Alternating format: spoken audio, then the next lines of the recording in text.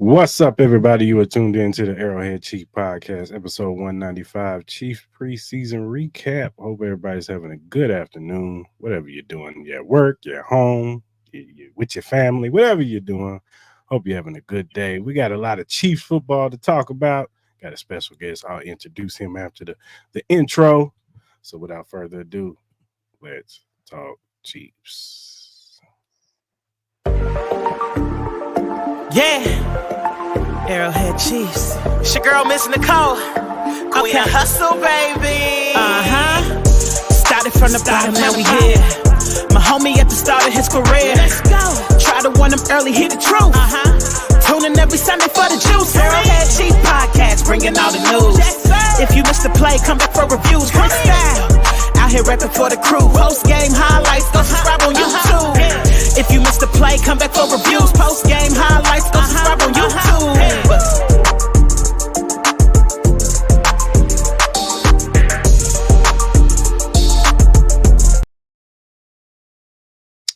And we are back. Arrowhead Chief Podcast, episode 195. We got special guest John Edwards from the 5 Count Podcast, Canadians' favorite Chiefs fan. John, what's going on? Not much, man. Thanks for having me. This is a real honor. I appreciate it. Oh, no problem, man. Appreciate you coming on, man. Been trying to get you on for a minute, so what better time than that, you know? No time like the present. And you did. You increased your Canadian viewership. We doubled it from nothing to next to nothing. So we're gonna. Hey, that's what I want, man. We're expanding. We're expanding in Canada. So it's great to be here. I'm always happy to talk to Chiefs. Yeah, for sure. Well, the Chiefs had a preseason game last week, last Saturday. They played the Lions. Now we all know preseason the score doesn't matter. It's second, third, and fourth string guys up in there. But we did see some things that I like. Some players did stand out. Of course, Xavier Worthy stood out on a few plays. It was good to see him make some big plays and score a touchdown with Carson Wentz.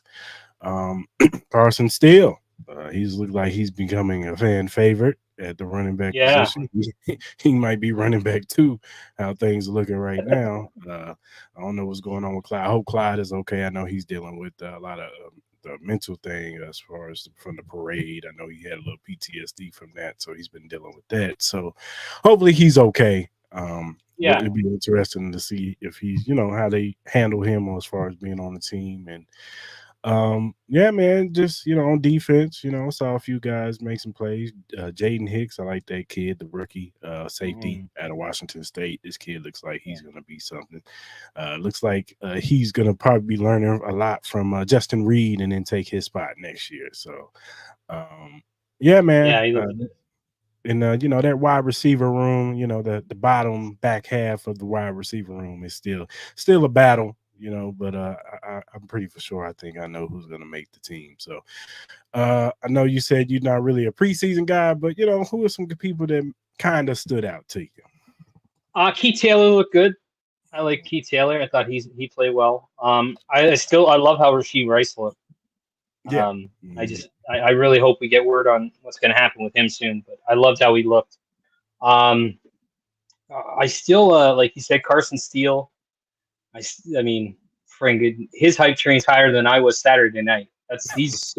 His hype train is rolling. So he looks good. Every year there's a player that emerges as the camp guy. Everybody loves. Yeah, he does look like the real deal, though. He looks like he's got a lot of talent, a lot of skill, and he'll fit right in. Another weapon. I always like Jared Wiley. I think every time I see him, I think he's going to be special. And I mean, even though and Justin Ross, even though he didn't make he's had a good preseason, and I'm interested to see what happens with him because I think there might be a wide receiver who played his way off the team on the preseason on the game against the Lions. Maybe I don't know. Yeah, penalties on the same play. Yeah, Kadarius is not looking too good with Kadarius Toney, especially where he was playing at late in the game like that. he hasn't been practicing really. He didn't play in the first preseason game because, of course, he's hurt around this time, like usual. But it hasn't been looking good for. And then Matt Nagy, he didn't sound too promising when it came to Kadarius in his press conference when he said he's got to be healthy for us to even get a review on him. So it's not looking good for KT. He might be on somebody else's roster by next week. So he might be on a CFL roster. That's where he might be.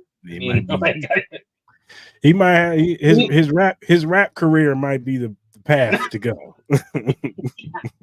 I know, and listen, a shout out to my guy Boogie from Kingdom Cast. I know he's going to be disappointed because Kadarius Toney is his guy. Like if you listen to Boogie talk, that's his guy. That's the guy who's banking on it. So, but I mean, you can't. If you're the Chiefs, you have Ross playing relatively well, Nico Remigio, who I think should make the team, and Dave Tobe said he should make the team.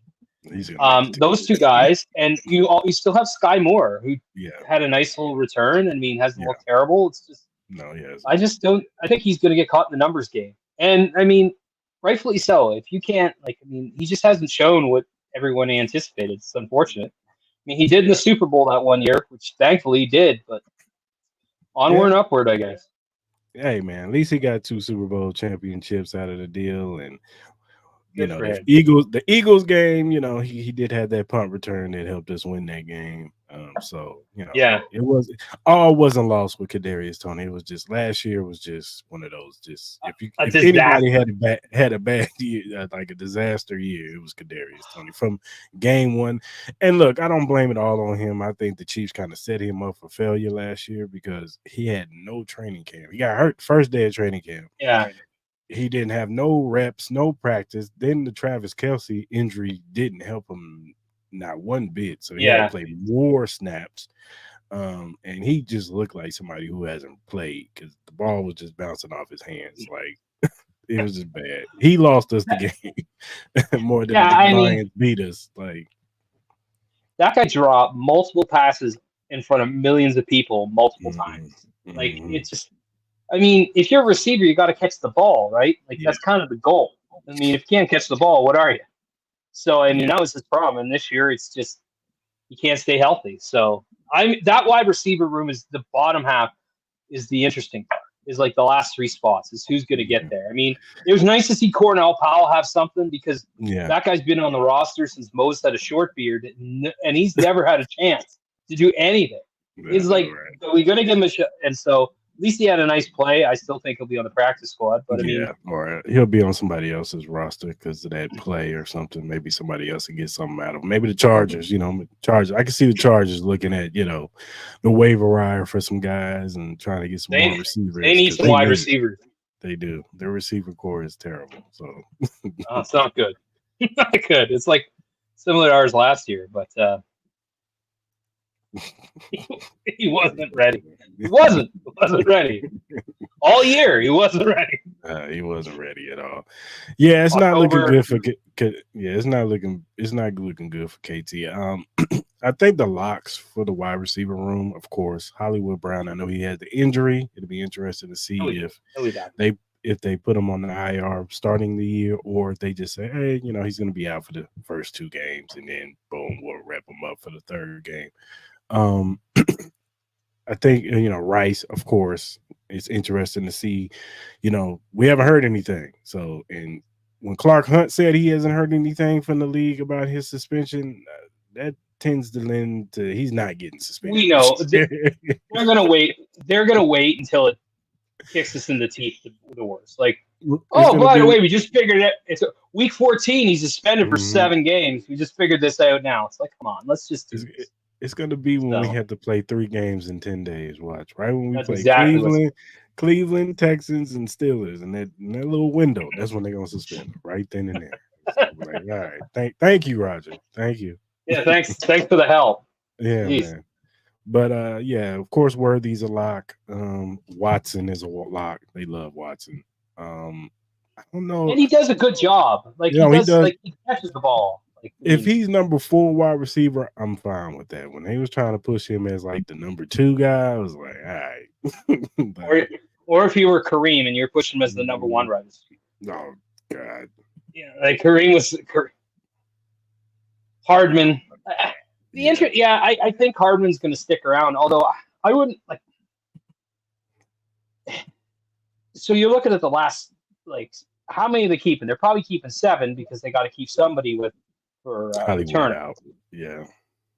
So I mean, you're looking at Sky Moore, Nico, Justin Ross, the last 3. So I think Nico probably gets a spot because he's going to be a return man. I don't think they're going to.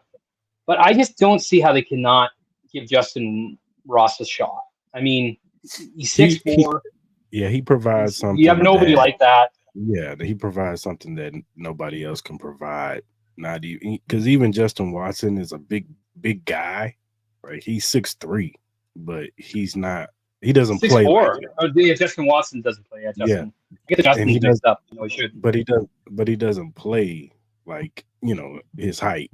Yeah, it's almost doesn't play big.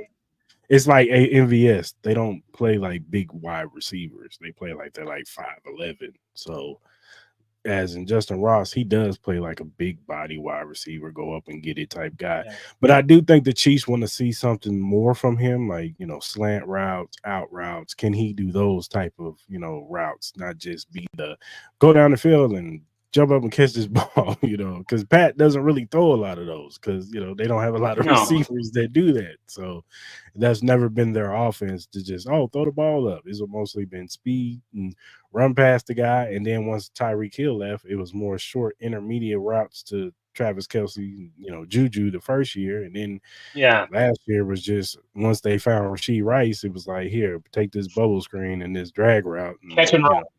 Catch and run, and it was like, Travis Kelce, you do what you do, you know what I'm saying, and Rice, you fill in, and then Pacheco in the backfield. That was our offense last year. So they've never been a like, throw the ball up to the big body receiver type guy, because we've always been clamoring in the draft for Brett Veach to draft a 6'3", 6'5" type prototype wide receiver.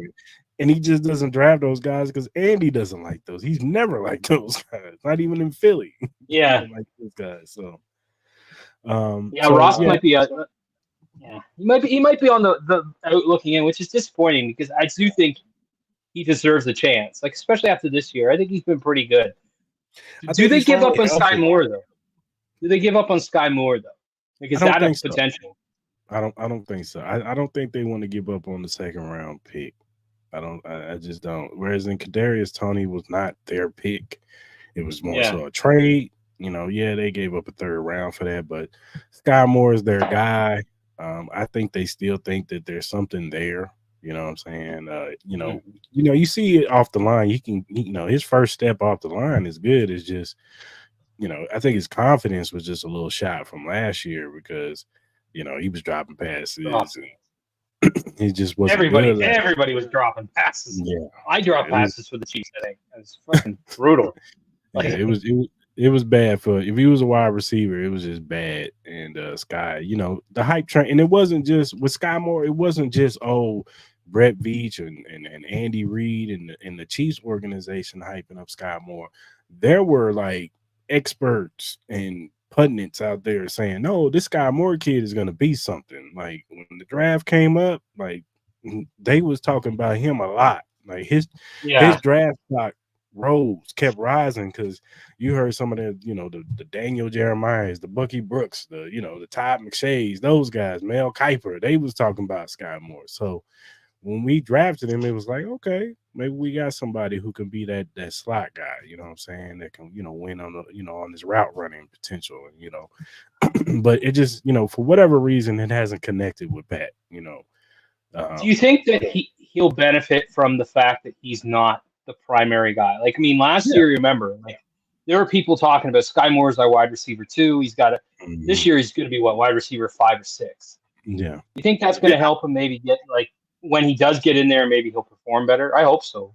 Yeah, I do think that if he's the 5th wide receiver, then the pressure is off of him.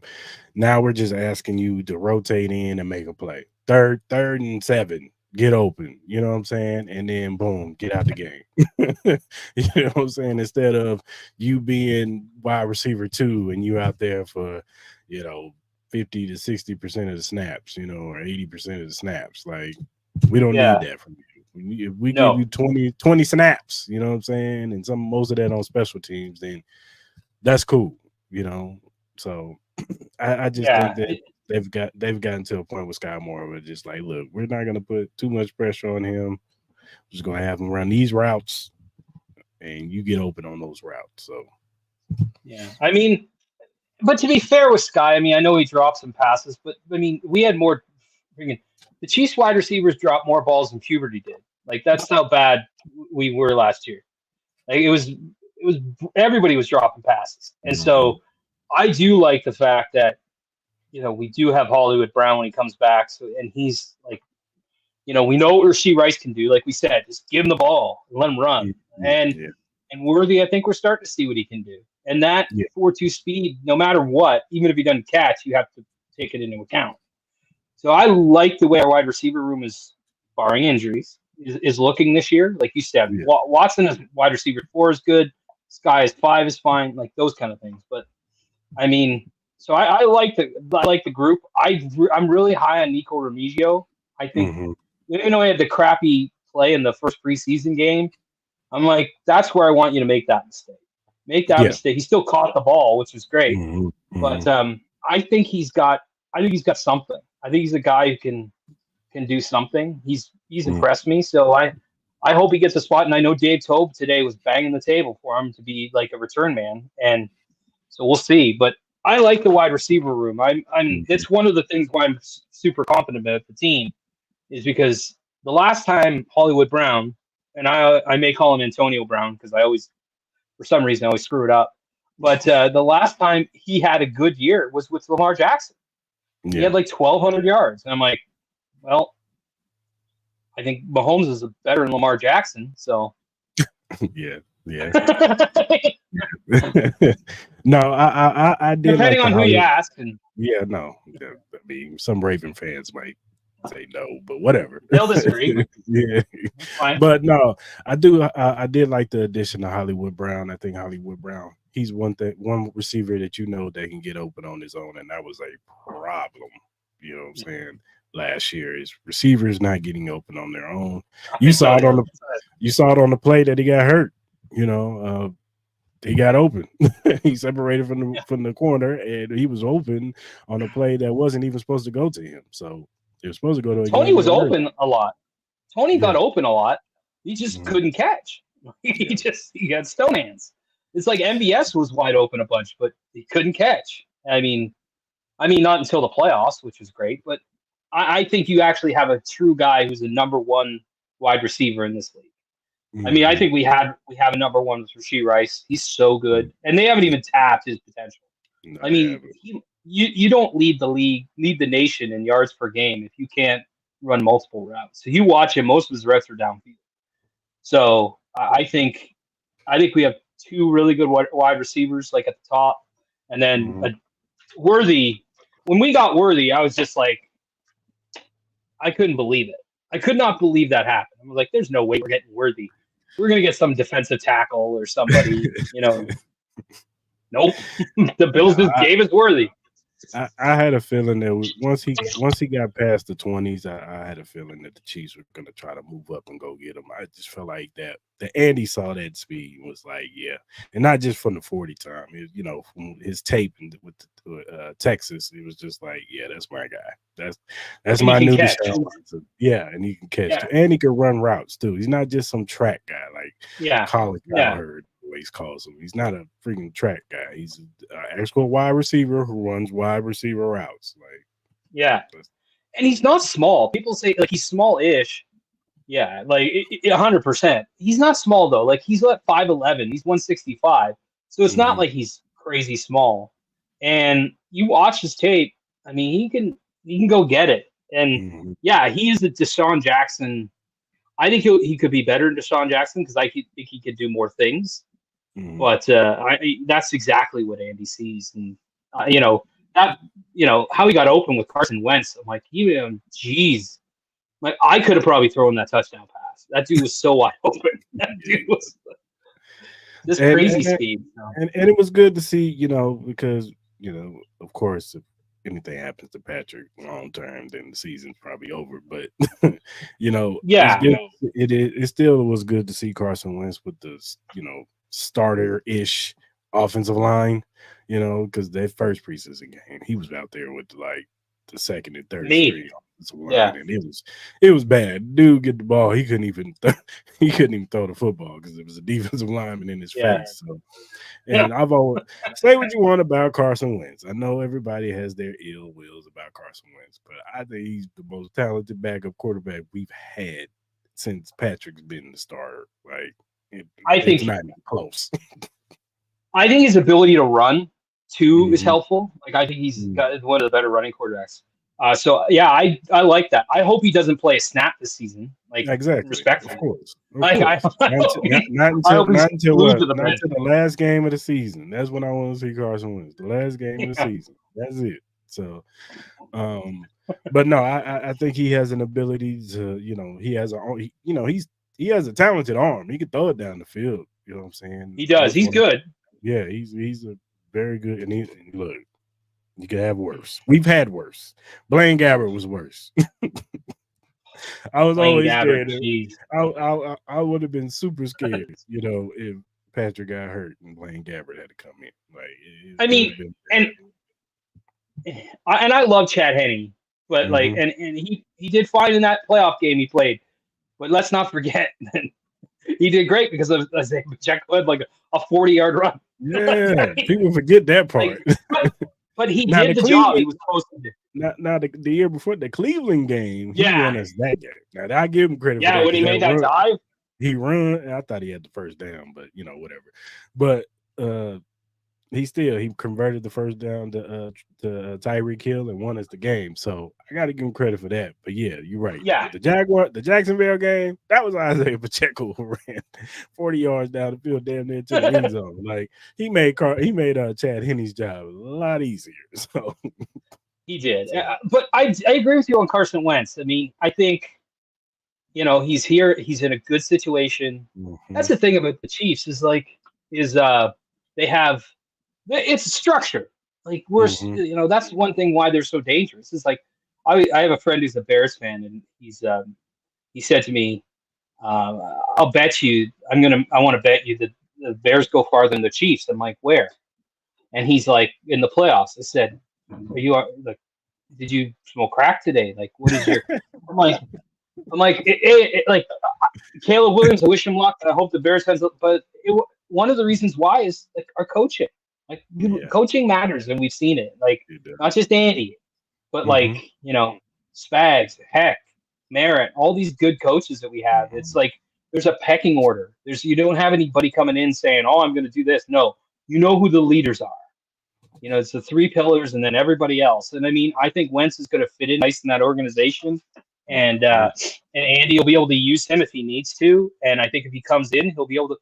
If he came in, I feel more confident that he could win us games than other guys. Yeah. But again, I hope that never happens. Because again, if Patrick Mahomes goes down, respect to him, it's a major drop off. You're talking about one of the best of all time to Carson Wentz, unfortunately. I like him. And the crazy part is that and Lord forbid this happening, but if Patrick did go down, I still would be confident that Andy could take Carson Wentz and still get us to the playoffs, but I don't think we win the Super Bowl. 3-peat would be over. Well, but again, we've seen that where if Patrick goes down, his leg has to be literally torn off his body. He's going to continue to play. He's going to play no matter what. And he's on one leg, he'll play. But yeah. No, I like Carson Wentz. I don't mind that. Yeah, I don't mind it either. But there was something that happened in that game that, we've been clamoring for this to happen in a regular season game, but last year receivers were so terrible that Patrick Mahomes was never going to do this last year. But he did it in the preseason game. He did the behind-the-back pass to Travis Kelce. Now, everybody's got the conspiracy theory. Was it planned? Patrick said that it was improvised, that he was mad because Travis Kelce ran the wrong route. Travis Kelce says, because of his voice, he couldn't hear the play. But there's a lot of people that think it was a planned play. You know what I'm saying? Because it looked, the way he looked when he was running to his right, and then he just threw it behind his back. I honestly don't care. It still was amazing. Yeah, I could care less. It's I was watching.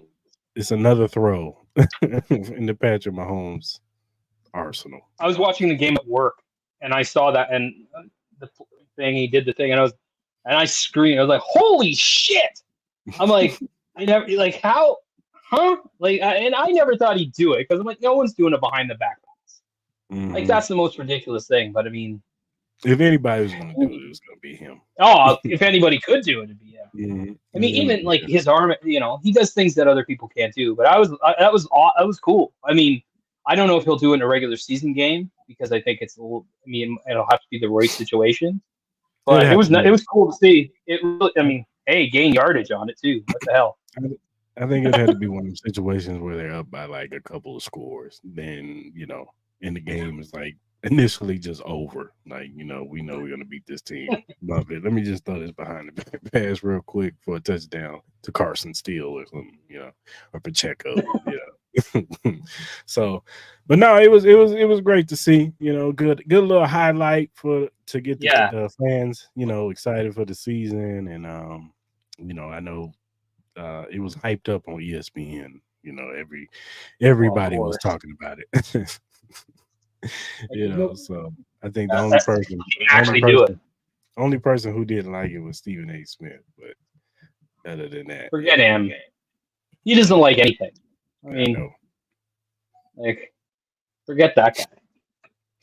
But yeah, it was cool. It was fun. No, it was really cool to see it, and just saying, the Raiders. I wouldn't be surprised.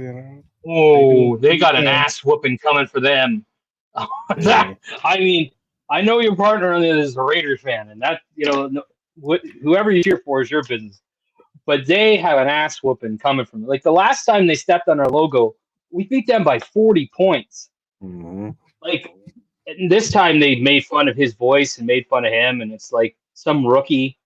I'm just like, because he's that type of guy who uses that he uses that stuff to motivate himself. It's like a lot of the greats do that. I'm sure Tom Brady did it. We'd be like, whoa, Jordan did it. All those guys did it. Kobe, but you don't poke that bear, and they poked it. And I guarantee there's going to be some cool. If they're up 40 points, if they're up a lot, I think Andy will just crush him. I think they're not gonna back off. They're gonna show them, be like, show some respect. But that's gonna be an ass whooping because I mean, they beat us last year. Congratulations, you won. It's great, awesome. But I mean, it's Gardner Minshew. You can't bet on Patrick Mahomes throwing those same interceptions again. No. So I'm looking forward to that Raider game. Mm-hmm. I hope we kick their ass so bad that Mark Davis actually gets a new haircut. I think that he'll be like, forget this. I can't do this anymore. I got to get a new hair. Because he should just cut it off, man. Like you look, you got the Lloyd Christmas haircut from Dumb and Dumber. Just shave that. But no, the Raiders. I'm looking forward to that game because I think we're gonna stomp them. Yeah, I do too. I think it's gonna be bad for them. It's gonna be bad. All right. Before I ask you the next question, we're gonna ask you about the AFC, the rest of the landscape of the AFC. Before I do play this little quick commercial.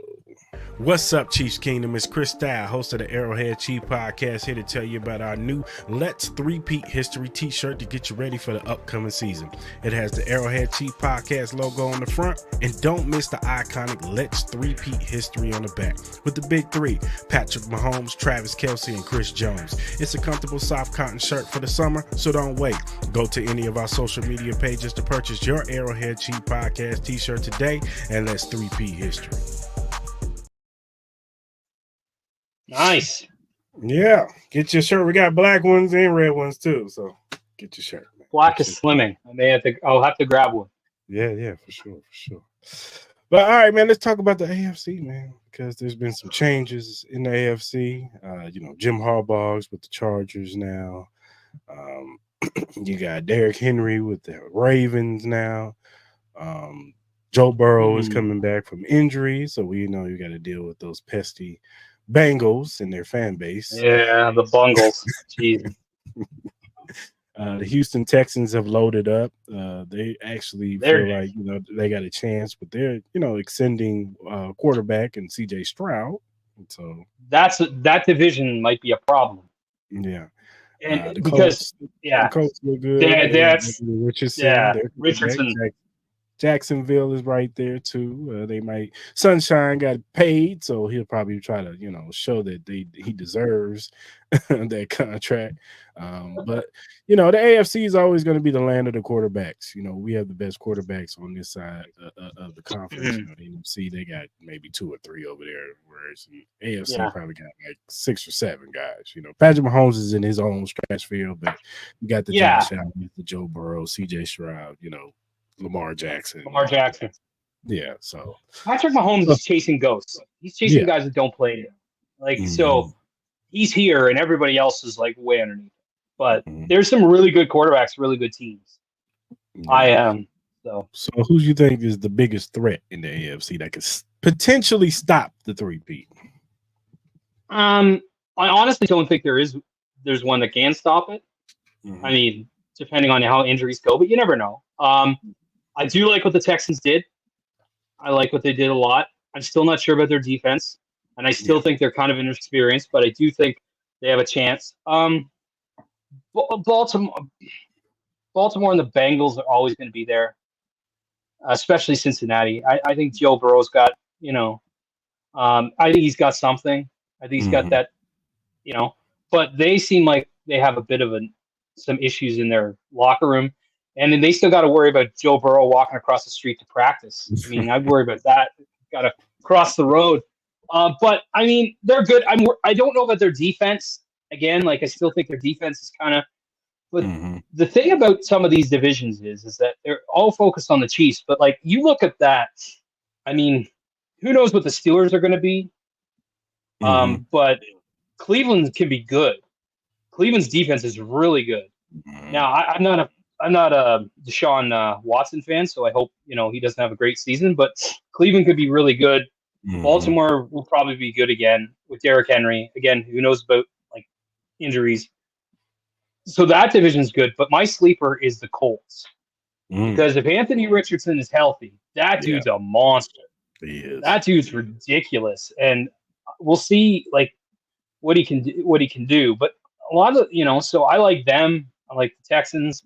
The Jags, I mean, they'll be fine. We'll see how they do. Again, he's got a lot to prove. I know he got hurt.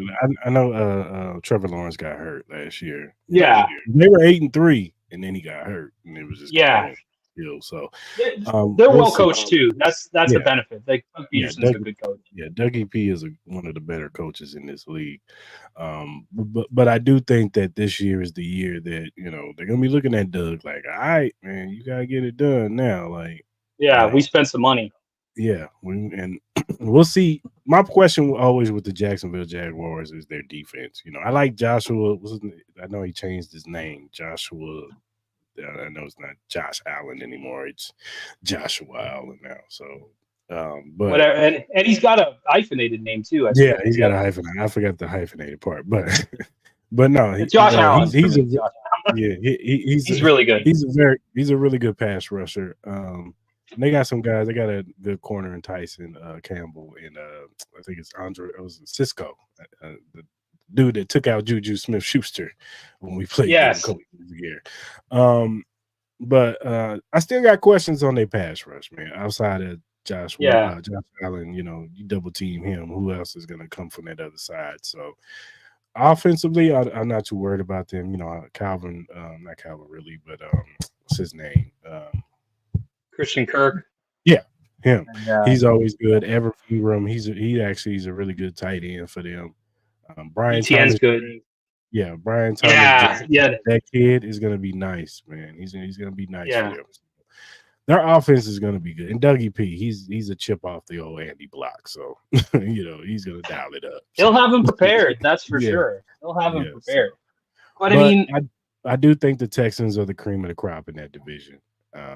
yeah, I think CJ. It's going to be interesting to see how CJ looks because the second year slump, that sophomore slump happens. yeah. And teams now are preparing for you. They're looking, at your tendencies. Defensive coordinators get paid in this league too, so they sit and watch film on you all day and find out what you can't do. And like, okay, let's see if he worked on this. And then they attack it. And next thing you know it, the guy ain't as good as he was the year before. So we got to see.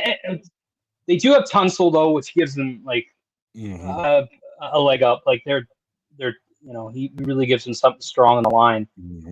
Again, like it all depends on how they show up. I mean, they're young. They don't have a ton of experience. That's why it's tough to beat the Chiefs. Like it's not just because we're good. It's just like it's like the old Boston Celtics when they or the NBA teams from the 80s. But the Celtics went to the conference finals like every year from like 1979 to like 1989. Like when you have that much experience, it doesn't matter. It's hard to win. It's hard to beat that team. So my most intriguing division is the AFC least, though. Like that's the one that I'm interested in because I have no idea who's going to win that division. I agree with you, man. I think Buffalo's going to take a step back, and it's not because of their offense, because Josh Allen's there, and they still have enough. Yeah, they still have enough weapons there to score points. Like if they got to run 2 tight end sets, they will. They'll run the football more with James Cook. So I'm not worried about their offense. It's their defense I'm worried about because they lost a lot of people. A lot of dudes. And they just lost Milano. Yeah, Milano's he's their heart and soul in the middle. Like he's the heart and soul of that defense. So that's a real blow for them. He looks like he's gonna be out for the season. They talking about December, but if they're not in playoff contention, he ain't coming back. So next season might be over early in October. Like who knows? So I don't know. Jets? Then the Jets is just like it's a lot of noise over there. First and foremost, always a lot of noise. Hassan Reddick, Aaron Rodgers, he always has his antics where he's thinks he's the smartest guy in the room type deal going on over there, and it's like, okay, we get it, man. You think you're smart than everybody. Do it on the field. But him coming back from an Achilles injury at 41 is just like, I don't know, man. Nobody's done it. We'll see if you can do it, but nobody's done it. And he's been in the igloo eating acid salads for the last 6 months. Like, I mean, as Bernie Mac once said, I don't believe shit till shit happens. And that's what I believe with the New York Jets. I don't something's going to screw up.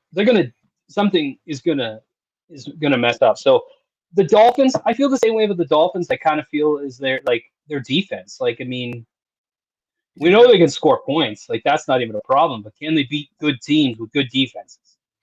And you look at the Miami Dolphins, and if they got to go to cold weather team in January, it's over. Like they got, and most of the good teams in the AFC are cold weather teams. Yeah. You got to go to Cincinnati. Good luck in January. Yeah, it's cold in Cincinnati. Cold for all those. Yeah, good. Yeah, I mean, Baltimore, go to Buffalo. Cold. It's cold, man. Like, you better hope you guys get the seed. Buffalo's really cold, and I know because Buffalo is right off Lake Erie, and they get hammered. They get that friggin' hammered, and we live on where I live. We're just on a bay, but it's part of Lake Huron. So we get the same weather. Same weather. We get snow squalls, and it's just just get hammered. And they get the same thing. So around January, February, it's freezing there. I'm like, have fun. Like, I'm like, just like, I don't trust I don't trust most of those teams in that division. I mean, the Patriots, I don't trust them. There's nothing, I don't have faith in them. I think they got good players and they got talent. And I think probably the Jets are the best on paper, but they've been good on paper for 3 years. Their defense is a championship level defense. If Zach Wilson was just remotely average, they probably make the playoffs last year, but he was below average. He was terrible. So yeah. And then, we talked a little bit about the Raiders, but the Chargers, I think they're a year away. I think Jim. Me too. Jim will get them. He will get them corrected because say what you want about Jim Harbaugh. I know he's a character within himself, but the dude knows how to coach football. So he does, and they do have a guy who on paper is really good. But again, they don't have wide receivers. They're banked. They're old guys on the defense. Old guys, like Joel was a smart move. That was actually a non-Charger smart move. Yeah, like get yourself a strong offensive tackle. But again, their defense. They, I don't see them doing much to improve it. The Raiders, they're going to be good, but they'll be better than the rest. I mean, the Broncos. I mean, again, Bo Nix is having a great time. He's playing fantastic against not starters. I mean, that's not. You're not playing against the Kansas City Chiefs defense in October. Yeah. That's a different deal. So let's see how you do that. So there's a lot to prove, but I mean, if I had to pick it, I think the Texans probably win the South. I'll go with the Jets. I don't know. The Jets win the East. Chiefs. What up? What up, guys? Oh, hey. All right. Good to see your face with Mr. Edwards. Thank you. Nice to be here. What I missed? Fill me in. We were just talking about the biggest threats in the I was just getting John's thoughts on the biggest threat in the AFC right now. Okay. But I still think the Texans and then probably the Ravens and the Bungles. I mean, those are the ones that I think are the best team because the Bungles, they're always a pain in the ass. They are. But I think they have more problems. More of a pain in the ass. If one of them can show me an Achilles Smith jersey, like that they've been fans that long, like Achilles Smith. Oh, yeah, or Kajana Carter. Oh man, they've had horrible draft choices. But I mean, like, they just talk so much. Tro, we're 3-1. Who cares? You're 3-1. I don't want to hear it. Like, it's like we've got 2 Super Bowls, like 3 Super Bowls. They're going for a 4th. Like, I don't care what happened in the regular season. And like, forget it. Like, but I think they're going to be an issue. I'm interested to see if they play Mims because that'll be. But their left tackle, that's the problem. Yeah, you know all about him. Good old Mr. Orlando Brown Jr. But they did get Ole! They did get Jermaine Burton, who I did like coming out of the draft at Alabama. So that is nice. I thought he was underused in Alabama. Yeah, I think so that's an issue. And I mean, but like, how are they is everyone going to get along there? Is their defense like, I know that they've lost some guys on defense. So, but I still think they're going to be an issue there. So I pick those 3. The Jamar Chase situation is going to be easily something to look at because he's holding out right now. He hasn't showed up to camp, and he wants to get paid. So, and rightfully so. He deserves to get paid. Yeah. He deserves to get paid because T. Higgins ain't going to be there next year. So, give me the money. He's just in the wrong spot because, like, that guy's, their owners cheat. I mean, their owner won't even pay for a practice field. The guys don't have to walk across the street. That's how cheap that guy is. Be like, it's cheaper to do this way. Like, I don't know how you look at Jamar Chase and be like, I can't. He's got a connection with Joe Burrow. He's a really great receiver. I mean, say what you want about the guy. He's obnoxious, but he's a great receiver. I'm just pay the guy. No, he's a stud. You got to give him his props. The kid is a stud. Like, it is what it is. So those are the 3 I see. I don't know how you guys see it, but that's how those are the 3 I'm kind of semi-concerned about. But I still think there's a huge gap. I mean, the Texans are close, but I mean, I think if we are healthy and we are playing to our potential, I think there's a huge gap because I know some people are worried about the second cornerback position. I'm less worried about it because I think whatever drop off we had there, I think we're going to get it from our offense. Like, I mean, we're just finding these dudes who can, like, hopefully play well, like Wiley and Carson Steele and all these random weapons. It's like those guys are going to have an impact, I think. So I still think there's a gap, but those three teams, I would say, are the ones I'm most concerned about. Rightfully so. I mean, crazy as it is, Vegas don't see it that way, but but I would say the closest team is not even in the AFC. Realistically, I mean, it's clearly the NFC. 49ers are right there, but honorable mention though, as far as team that's close, Green Bay. I think they're very close. I They're really good. do. If they can figure out their defense, get some consistency, they can be a problem. They really could. Can. I mean, everybody's talking about Detroit, and I like what Detroit is doing. They were very close. I mean, granted a boneheaded mistake, but arguably you could basically say Detroit and Green Bay screwed themselves with some stupid mistakes, in the end. Arguably. Dumb But mistakes.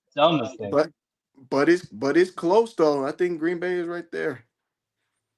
I think though with Green Bay though, the interesting thing about that is they're kind of in the same thing as like the AFC South is that or the AFC North. There's some like three really good teams. Like they got to jump. Green Bay's got Detroit and Chicago will probably be something because Eberflus had their defense dialed in. That's why he's still there. Their defense is good. So I agree though. Like they have good receivers. I love their Christian Watson. Yeah. And I love their receivers. I really think they're going to be good. And Jordan Love had that money. And I wasn't really talking to it until Chris was talking about it. I'm like, okay, I actually see his point. It's like some of this young receiving core. I could see it. I'm just saying their receiving core is nice, healthy, man. They got some promise. I mean, we saw what they did go in there. I mean, granted, it's Dallas, but still, they went up in Dallas in a playoff environment in a hostile, soft, call what you want to say. Hostile, but yeah, I hear you. They were MIA that day. Let's just call it for what it is. Either that or they are who they are. No, they are who they are, and they about to not make. They are who they are. They're not making the playoffs this year. And Jordan Love got that money. It's nice to see he'll be able to buy his mom some decent seats now. She's not going to be sitting with me.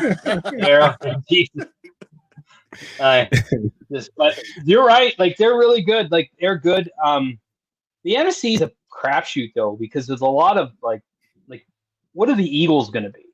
Like, that's what are they going to. I was just about to talk about the Eagles.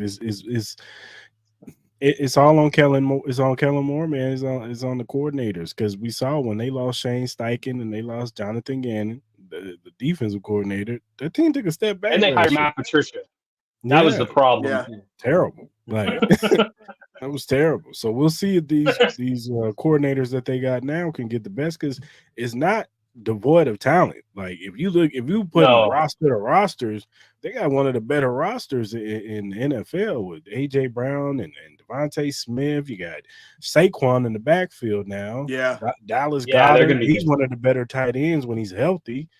They got great balance. Their defensive line is probably one of the best defensive lines, if not the best, when it comes to talent. Jalen Carter, this kid has the potential to be the next Aaron Donald, Chris Jones type, pass rusher from the the middle. So it's just can Nick Sirianni rein this team in because he's a little immature to me. Like, I don't know. We're getting reports that Jalen Hurts don't even like him. Like, and if they don't do nothing this year, don't be surprised if the guy from New England ends up over there. Yeah, that's the. I think he'll be in Dallas before he go there. That's just me though. Or he might go back to where it started with the Giants. Like, does he go to Dallas? Because I don't think he goes to Dallas. I think I think he'd rather go to the Eagles or he'd rather go to the Giants. Just to not deal with Jerry. That'd be the only reason why. Because at least with the Giants, Moore is gonna give him creative control. He'll be the GM and he'll be the head coach over there. So I think that I don't think he'll go to Dallas because of the Jerry Jones thing. I mean, Jerry Jones fired Jimmy Johnson in the height of their run, and they haven't won anything since. Like he's made nothing but bad decisions for the last 30 years. Like I don't know how you can take you have like the ultimate America's team type brand, and you just like kicked it in the teeth for the last 3 decades, and mean, I like Dak Prescott. He's a great guy and a good, but I mean, I don't need to pay CD Lamb. Who's going to catch the ball? Jerry, get your head out of your ass. But I'm like you. I think the North is going to be the best division. I think the Niners may have too many issues. I think the Rams could challenge them. The Seahawks, I don't know. They have a good defense. The Seahawks do really good corners, but I don't know about their offense. I like their receiving core. Their receiving core, yeah, it's very good. It's always been good. That's about it. I just don't trust that guy at the behind center. Gino. I don't trust that guy. Gino. Yeah, Gino's up and down. You'll get a good Gino, and then you get bad Gino. So I like West Virginia, Gino, but not this one. Yeah, I'm good. No, his first year there, his first year there, he was good, but then last year he took a step backwards. So, like I said, their receiving core, DK Metcalf, Tyler Lockett, JSN, they got a nice little receiving core there. So, but I do like their defense. Those two corners they got over there are probably one of the best tandems out there. So, I'm with you on that one. And they got a nice little pass rush that they've got over there too. So Seattle's interesting, but I don't think they win that division. Arizona's a young team. Kyler Murray, he's 5'12" or 5'7", and they didn't draft a step ladder for Kyler Murray, so they're not. But he can throw. He can throw the ball though. But he got if he can see over the guy. He's got a receiver. He could just throw up to with Marvin Harrison Jr. But, I could see Arizona losing a bunch of close games this year. I really could. They was doing that last year. They'll have a bad record with a bunch of close games, but still be playing spoiler. I think they're going to do this more of the same this year. Just play spoiler. Mm-hmm. Health is a problem with them. Kyler's got to stay healthy. He can't. Yeah, because the kid is talented. It's not that he's not talented. Because I've seen him make some absolutely talented. It's like, damn. That came from him. Mm-hmm. The interesting thing I want to see is the NFC South, because I want to see if the Falcons actually put it together. Yeah. Do they actually I have them winning that division. I had them winning the division. After they made the moves that they just made, it's not even so much the Kirk Cousins move. It's more so the defensive moves they just made. Judon and Justin Simmons, adding that with Jesse Bates and AJ Terrell. They might got a little something over on that defense. Grady Jarrett in the middle. I think the Bucs are going to be good. They do, but it's just they look like a deflated team playing with no confidence under that coach and quarterback. That's what I saw. I mean, I felt like it was a waste of time watching that game in London. I'm like, why did they send these people over there? They made themselves look stupid out there with Desmond Ridder and that clown coach that want to get all mad in week 18. Like, dude, I don't know what save your breath. You're going to get fired after this game anyway. Get mad. Another coach who should have been fired. But, hey, that's just me.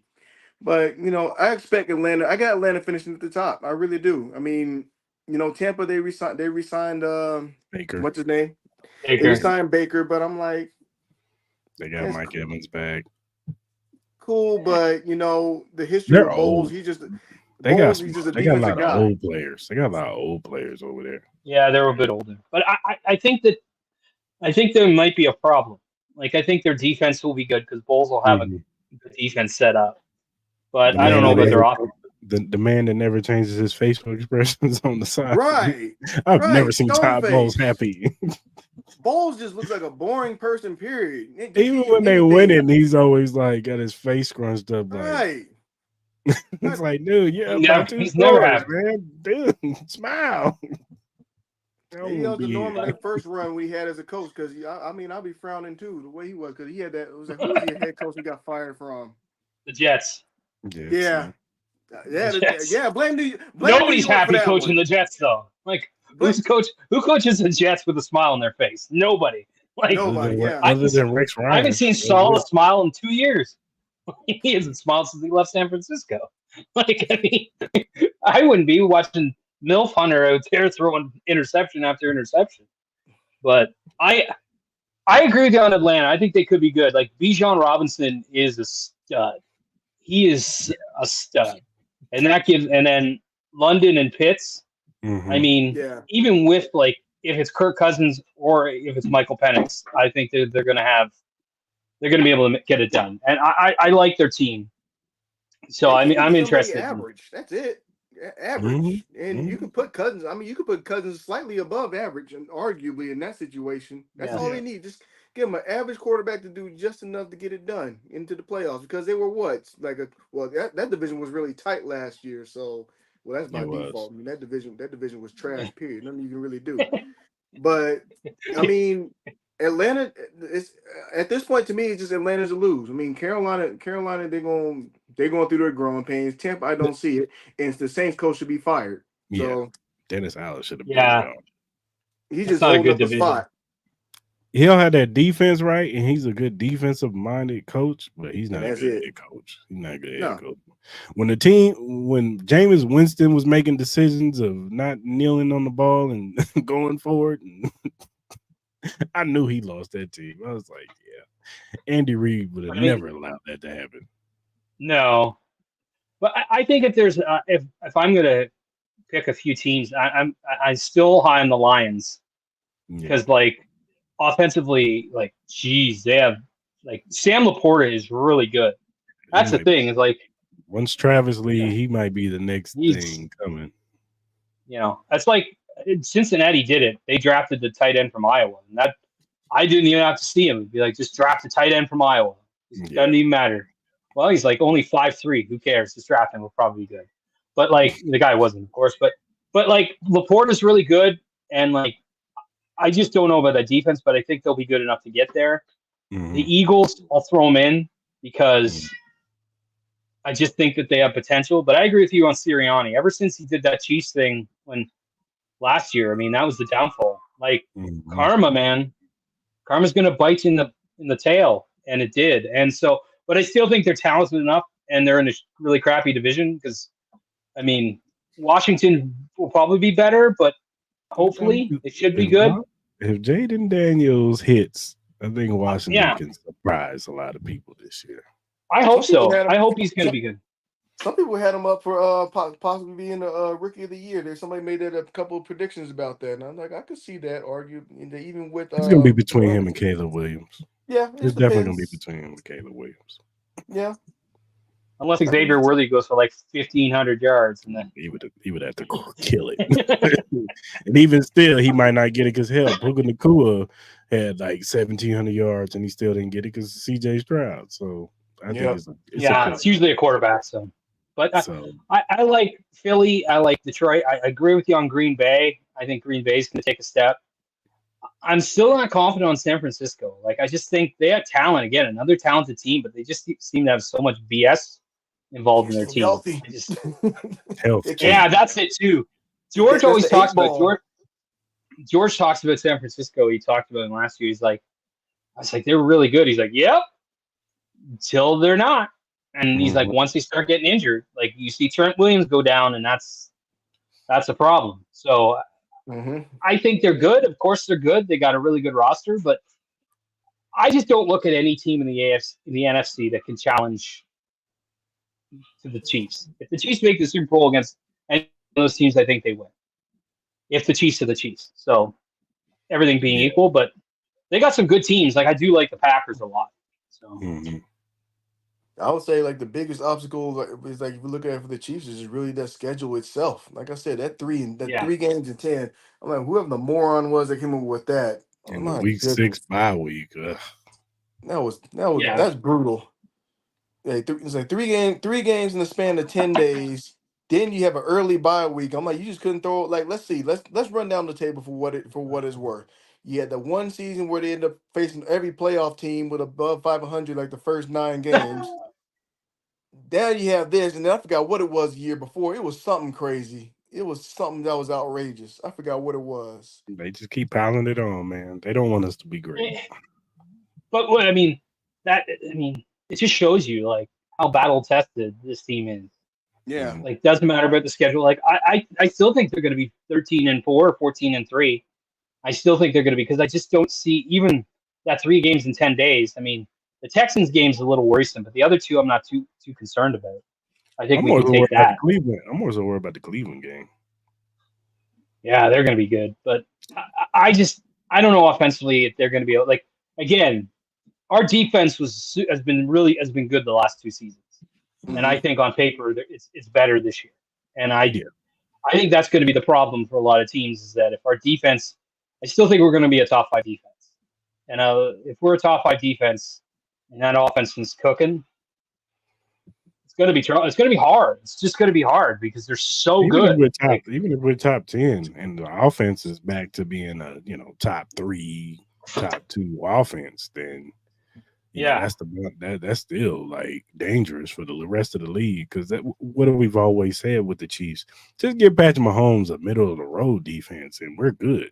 Yep. You know what I'm saying? Like not that guy to remain nameless. I refuse to mention his name. That basically screwed us over.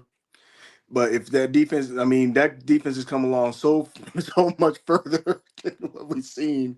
Because realistically, it was basically the defense that screwed Patrick over his first year. You really think about it. You have every game was practically a shootout. And we always talk about, when was the first time we started to realize Patrick was for real? Mine was when he went up to Pittsburgh and then just shut the door and just busted the door. I'm like, okay, this dude is for real. I'm like, okay. First game he started. I was just like, oh, that's different. And then you saw it. Like I remember I think it was that offseason. Was that the 80-yard pass in the air, 60-yard pass in the air to Tyreek in Atlanta? Somebody's like, it's just preseason. I said, okay. And then by the end of the year, he's like, you were right. He's really good. I said, yeah, he's good.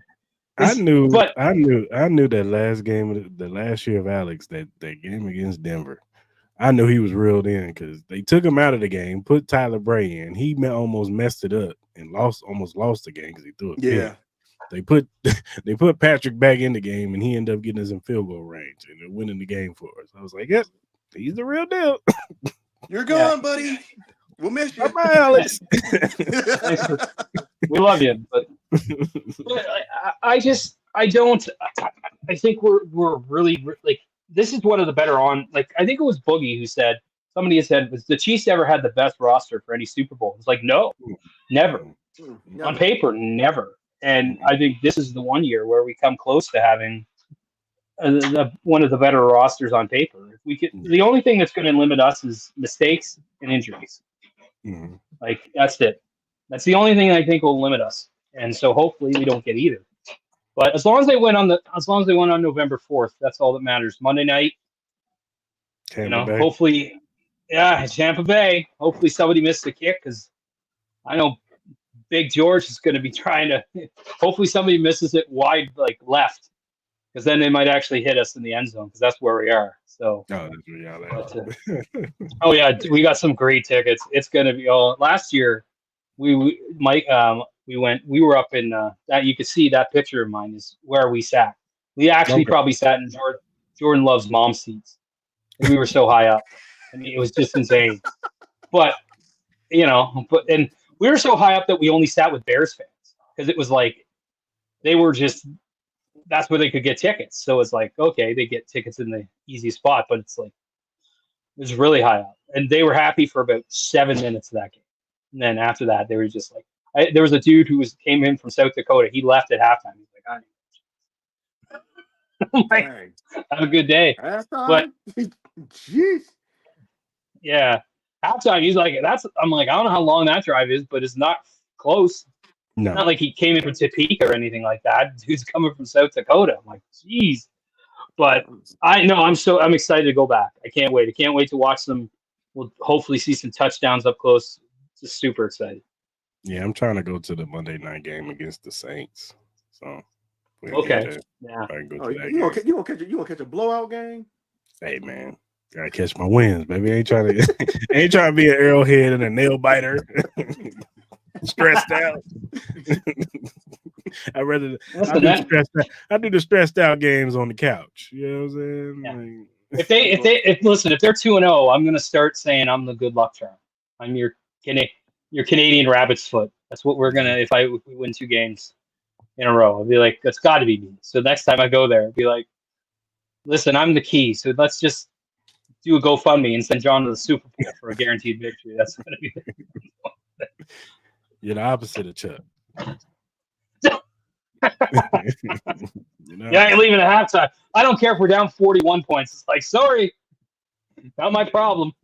Yeah, that's funny. That's funny.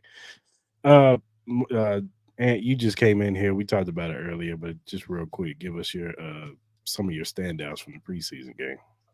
All right, so basically in the first half and everything, it came out lights out. As far as like I like what I saw, it's like with my home stuff like that. Of course, everybody was ooh and all behind the behind the back pass stuff like that. That ain't nothing new. Like we ain't surprised. I mean, if you're a fan, you're like, cool, do it in the game. Let's see what happens. Do it when they're up by 30. Just don't make it a third. Don't all I was thinking between that and watching that moment, I said that would be something they would dial up on a Gonna third and do it one when that would absolutely tick everybody off. Andy gonna do it when it's 21-21. Third and one. Third and one. On our side of the ball. Pull the trick plays out. Andy, man. He like to pull the trick play out when it's close. Right. But even so, even kind of going to that, I kind of like wanted to really dive much to the second quarter. I think it's like as far as like as the game went on, you started to see more of your backups and your fillers and all that good stuff. As far as with Worthy, it's actually you're able to see some more snapshots of him and everything get loose a little bit.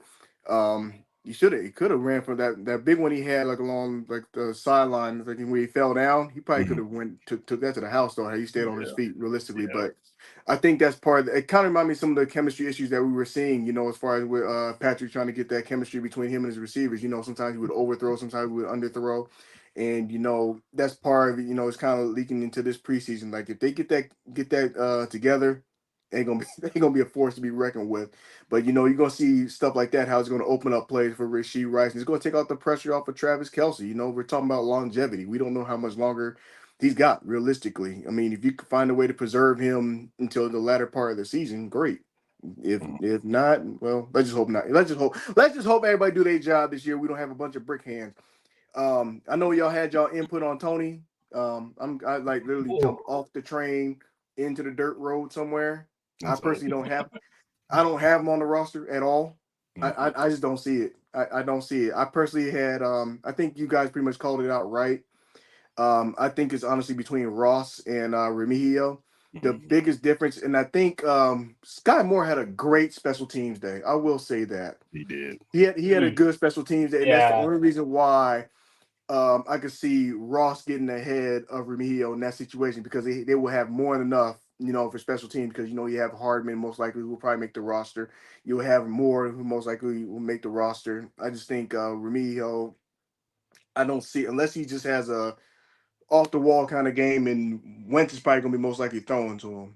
The only thing about Remigio, not to cut you off, I'll let you go ahead.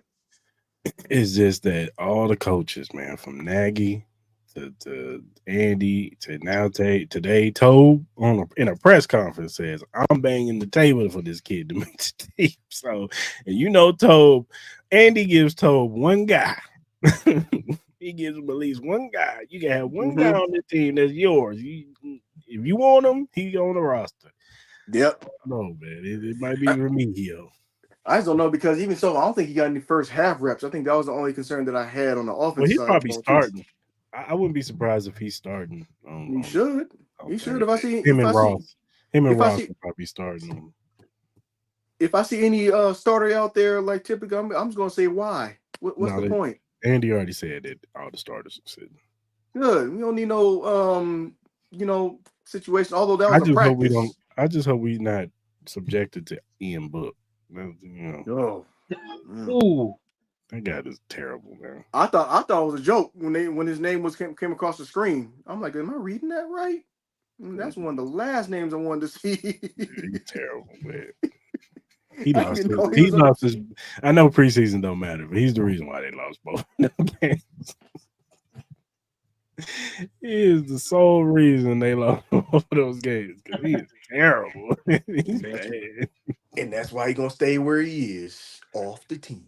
Yeah, he's bad. I don't even think he should be on the practice squad. No, he's just occupying a seat at this point. I don't know. He needs to upload his resume on Indeed or LinkedIn or something. He needs to call Canada. Go to CFL.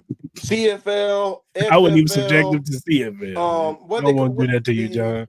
That American whatever Patriot League, whatever they call it. What is it? I don't know. UFL. I thought he was over there somewhere. It's like, why are you here? Why? I thought he was over there. He's bad. bad is an understatement. Yeah, But he's I would say it sounds like Spags is still looking for that second like who's gonna be on the opposite side and the as a second cornerback. I don't know. I trust that they'll figure it out. I mean, I'm still a fan of Williams. I'm sure they'll get that ticker. I wouldn't be surprised if it was him. I thought he's actually done pretty well, but we'll I see how know it he's goes. hurt. They said he hurt, got the hamstring. That scares me. It does, Yeah, that's. I think they'll find somebody. I think there's been talk that they're going to get a veteran corner, which yeah. Yeah. wouldn't hurt. Wouldn't hurt.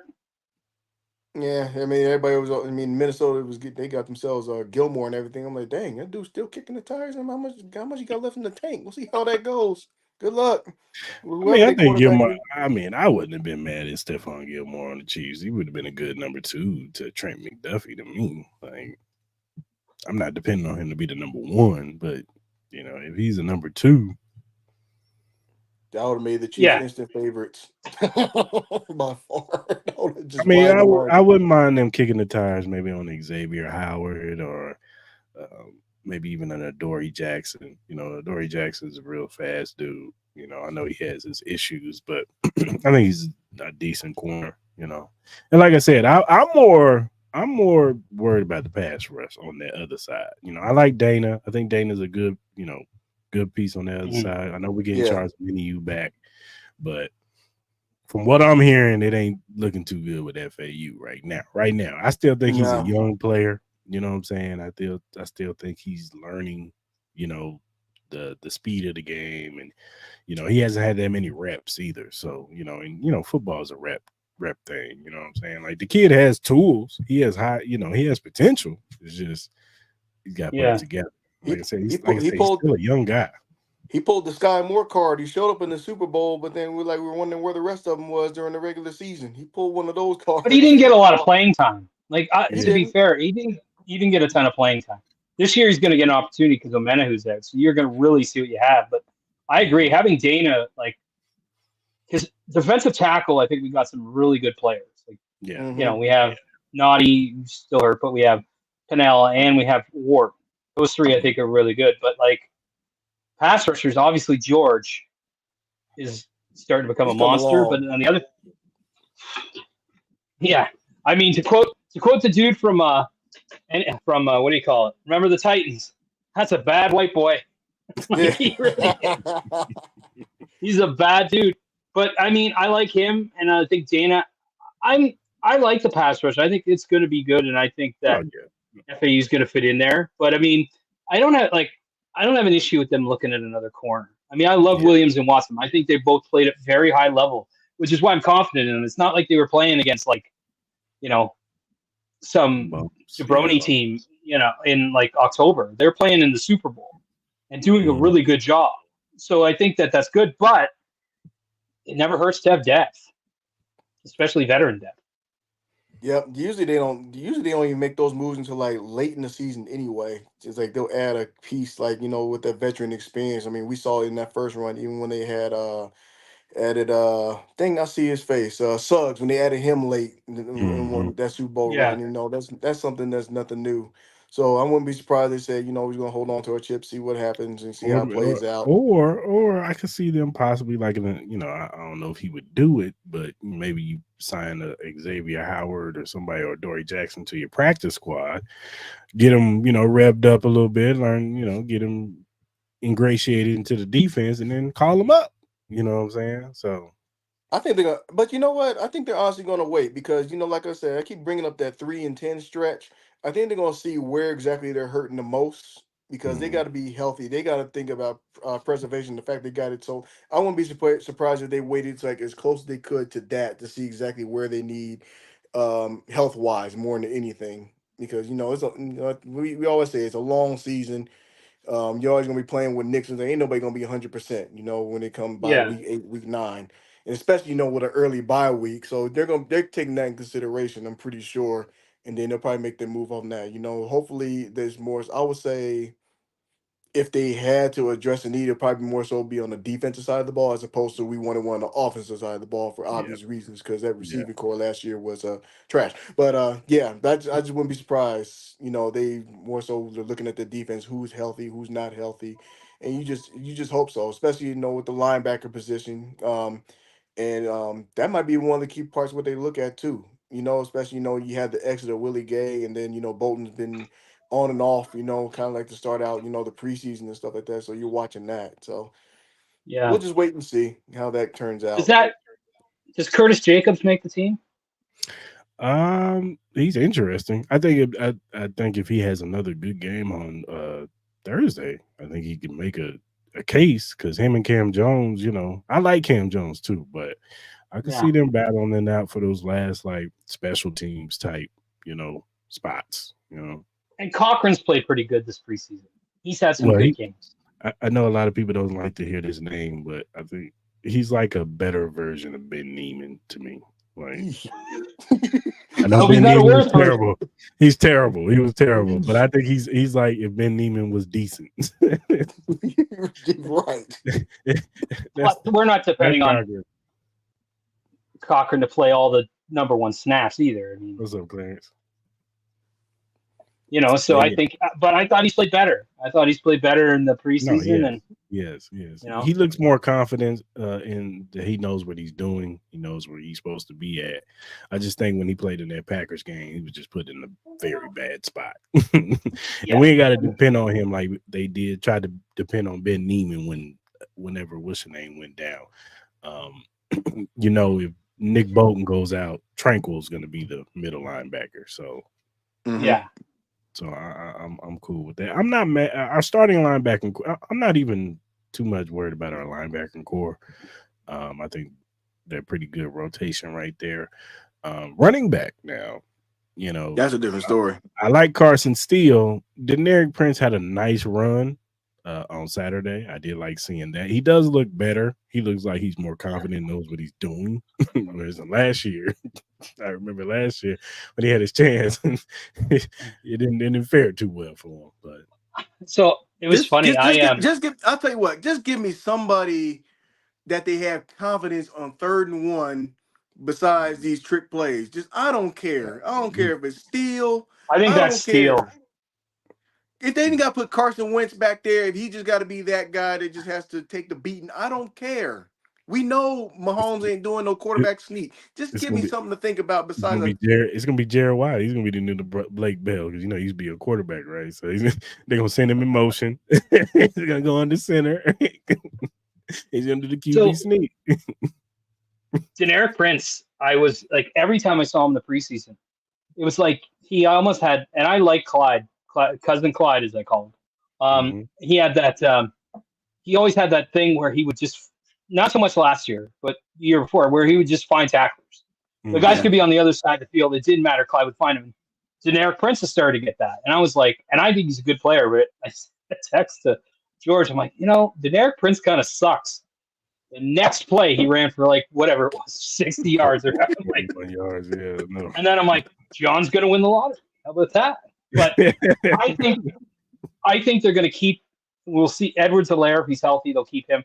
I think Carson Steele's a lock now. I don't even think there's a question anymore. They love him. And Pacheco. And I mean, and that was the only reason I thought they'd keep Tony was to give him another thing out of the backfield. But now they ain't keeping. No, he's done. I think he's gone. I think he's out of here. He's worn. If he's still on the team, I mean, I know it's a Chiefs podcast. Don't get me wrong. But it's going to be nothing but a big blank spot, and it's going to say "why" in the background, just why. And if I see a drop pass, could you see them sneaking him on the practice squad? That's fine. Put him on the practice squad. Keep him on the practice squad. I see that. Did you see that? Like put him on the practice squad and be like, we'll stash him in the practice squad. I don't think anyone's going to line up to pick him up. Like, do you need a receiver who can't catch the ball? And we got one. Like, we got a guy. It's great. Can't catch with a damn. Watch the Chargers give. Look, I said I knew it was rough. Kadarius had a very rough year, and the only validation was when that series receiver came out, and they pretty much showed an example of what not to do, and they showed him dropping the pass. I said, bro, your year just got even rougher. Yeah, he's cooked. As in my boy Ty always says, you're cooked. Yep. You're cooked. It's Okay. over. Yeah. It's not looking good for Tony, man. Look, man. Like I said, you got 2 Super Bowl rings out the deal. Go ahead and do your second career as a rapper, man. He Melvin Gordon, that second one. Make some music, man. Hey. Melvin Gordon got one. That's the bottom line, but he's still Melvin Gordon. I mean, a ring's a ring. I get it, but he pretty much, that's what he did. Honorary. Let me sit on somebody's bench and get a Super Bowl ring. Just walk around with my nice, cool I'll be City gear on. I'll do it. Give me the jumpsuit and the Super Bowl ring. I'm in.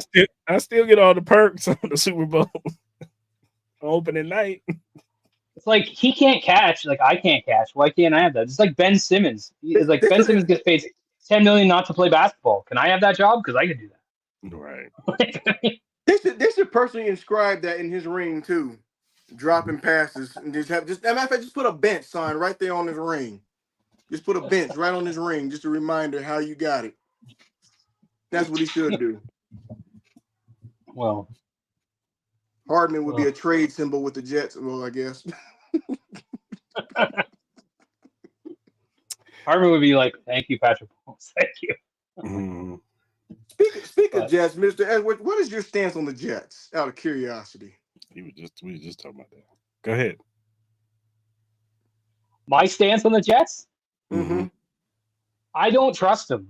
I just don't trust them. I mean, as I told Chris, I mean, Aaron Rodgers has been the eagle eating acid salads for the last 8 months. What's he doing? Like, who knows? I mean, great defense, phenomenal defense. Yeah. But great weapons. But you have a 41 or however old he is coming off an ACL injury. If Milf Hunter didn't throw 30 interceptions last year, they would have had a chance to make the playoffs. But I don't trust. I just don't trust them. I can't trust. I have a friend who's a diehard Jets fan, and it was so funny because when Hassan Reddick went there, he was so happy, and now it's like he's just like, I'm like, he won out. It's the ultimate because he walked in, he's like, oh, I'm on the Jets, damn it!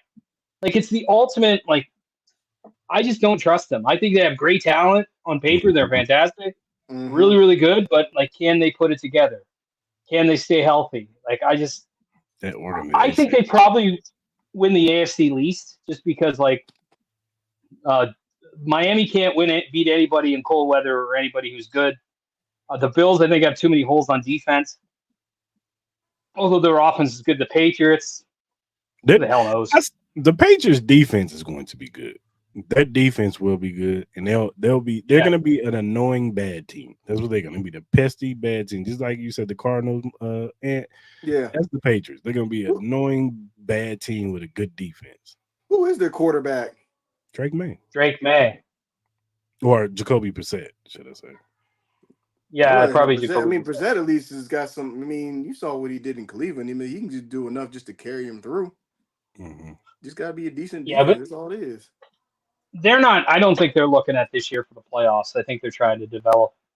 But the Jets, I don't try. I mean, I don't trust them at all. Yeah, they're just. I just think everybody in the front office of Green Bay just smiling and laughing in that situation, and I had a smile and laugh about it too. I mean, granted, I didn't want Aaron Rodgers to get hurt by any means. I feel bad for Jets fans when that happened last year. I did. But they were hyped. They were hyped up. You saw the crowd. They was energized. They was juiced up. This fool took 2 steps back. Bow. I was like, oh no, he's out. He's hurt. Oh, you heard. You heard that whole crowd just. You deflated. I'd be deflated too if I had to enter what's his name and he only to trade. I mean, I'd be deflated too. I'd be so deflated. I'd be more deflated than that year that they had Cornell. That's how bad it would be.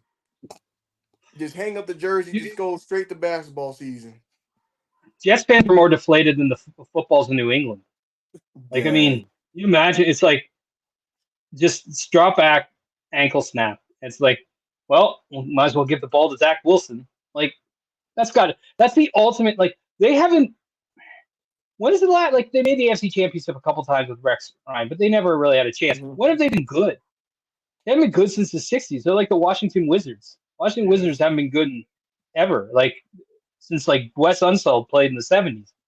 Like, they haven't won nothing. And I mean, their most famous players, Joe Namath. He hasn't played in 4 decades. Like, they have a past, and they never had a present or a future. Yeah, And some so, good players too. Curtis Martin. good play. Yeah. Bill Parcells coached them. Like, I mean, good players, good coaches. They just can't put it all together, and I just don't trust them. Like, I have more faith that Josh Allen is going to drag the carcass of the Buffalo Bills across the finish line more than I trust the New York Jets. Like, I could trust Josh Allen, but I can't trust the Jets. And I mean, I don't like Aaron Rodgers, so I don't hope he breaks his ankle or anything. I just hope he does. I hope he throws like 40 picks a game. Like, that's what I'm hoping for. I'm hoping he just throws another interceptions. I just think it's gonna be great motivation for Green Bay even more.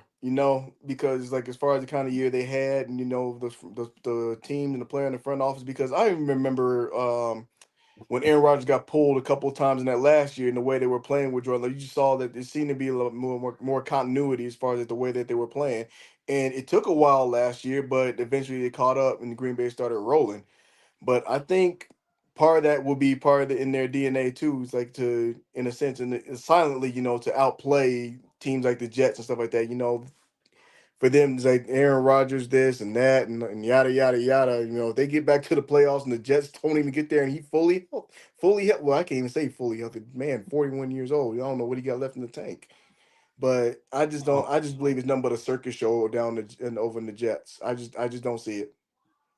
And let's not forget, there's also a chance he sends an inappropriate picture to a Jets staffer, because that seems to be the history of former Green Bay quarterbacks who go to New York. Sabotage himself. Yeah, I mean, again, yeah, they're a shit show. They're a shit show. Great talent, like Breece Hall is a stud. Yeah, They have great players all over the place, but they just can't put it all together. And is it coaching? I don't know. Is it like, who knows? Like, I don't know. That defense is really good, but we're gonna find out. I don't trust them. I don't trust the Jets at all. Yeah, ego with a dash of cluelessness sometimes with Salah, sometimes. That's just what I see. Aaron Rodgers, I think his own ego gonna get in the way, and it's gonna be the demise of it. Sometimes that's why I believe, the Jets. I said you might as well just start it over. I mean, they had their hope in Zach Wilson, but that clearly wasn't the answer. But if they would just found themselves the right quarterback, just started over the right way, I'll been more impressed in this whole move with Aaron Rodgers. I remember that day when they made that trade. I said I hate this trade 1,000%. I hate it. I mean, regardless, how it all folded out, I just don't believe in Aaron Rodgers. I mean, I like the regular season Aaron Rodgers and everything. Don't get me wrong, he has accolades, but when it comes to the playoffs, he just goes ghost. I just not a fan. Yeah, and again, you mentioned Jacoby Brissett. If they had Jacoby Brissett, they could have made the playoffs, because he's not great, but he was stable enough to get them there. Like, that's why I don't know who their backup is, but who's their backup? Tyrod Taylor. I'd rather see him out there. He's actually not bad. Tyrod Taylor's not bad. He's good, but again, another guy who's injury prone, right? He's got injuries. Well, I mean, the punctured lung wasn't his fault, though. I give him that. I give him a pass for that. That's just stupid. You mean Dr. Nick Riviera from the Chargers? The guy from The Simpsons with their, But I mean, he has had some injuries. But I mean, he is a serviceable backup. Jets. But it's not looking good for the Raiders either with that quarterback situation, man. Oh yeah, because they're starting Minshew, right? Yeah, because Aiden O'Connell, he looked terrible against fourth stringers. Well, they're pretty much didn't look good against us. They're gonna write the same game plan as the Colts. Hopefully, it'll get them to where they need to be, and hopefully it turns out. But I keep saying this. I mean, if he didn't make that bad pass, they get into the playoffs last year. I'm sticking with the same statement. They should have freed Devontae Adams. I'm sticking with that. That's the theme. Don't be surprised if he still get up out of there somehow, some way. They should have freed that Trade man. deadline coming soon. Like, I think he'll be a guy who's get traded to a contender, some contending team that needs a piece on offense. Yeah. Like the AFC West isn't going to be good. Like it's not going to be like. I mean, Bo Nix is 48 years old. I mean, coming out of college, he's like Tommy Callahan. He's been in college for 7 years. He's not a doctor. So I mean, and he's played great, like in the preseason. But like again, like they have offensive line issues. I don't know about their defense. I don't know if they'll put it all together. The Raiders, they have too many problems. I mean, the Chargers, like you said, I don't think it's there for this year. I think next year. I just don't think they have enough weapons. Like the Chargers don't have enough tools. And they still got Bosa and they still got Mac, and those guys are getting older by the day. And we know like they're never healthy. Nobody's healthy on the Chargers. You know, I think you get drafted with I think in order to get drafted, you have to spend 2 to 3 weeks on the IR, just like with the Chargers. Like, so I don't trust the AFC West. Like, and the court, Herbert's a great QB, but again, like, when are people actually going to say, when are you going to accomplish something? Like, I hear a lot of people making excuses for him. He's a talented guy, but he hasn't won nothing. And it's not like he didn't have guys on his team. And just like, when are they going to start saying, like, hey, when are you actually going to do something?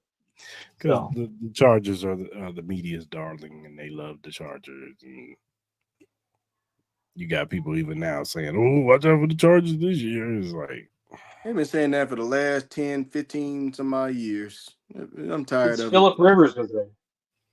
I'm sick and tired. Even during the Phillip Rivers era, I mean, realistically, it was LaDainian era. Let's call it for what it is. When LaDainian left and got up out of there, and Phillip had to take over that team, that wasn't it. I mean, LaDainian got to the AFC title game with the Jets, I think, the very next year. Matter of fact, that just come to show the kind of leadership that was like, as far as not just the LaDainian how it was, but who was really the head of that team as far as with the Chargers. But Buff Humble at quarterback, like he.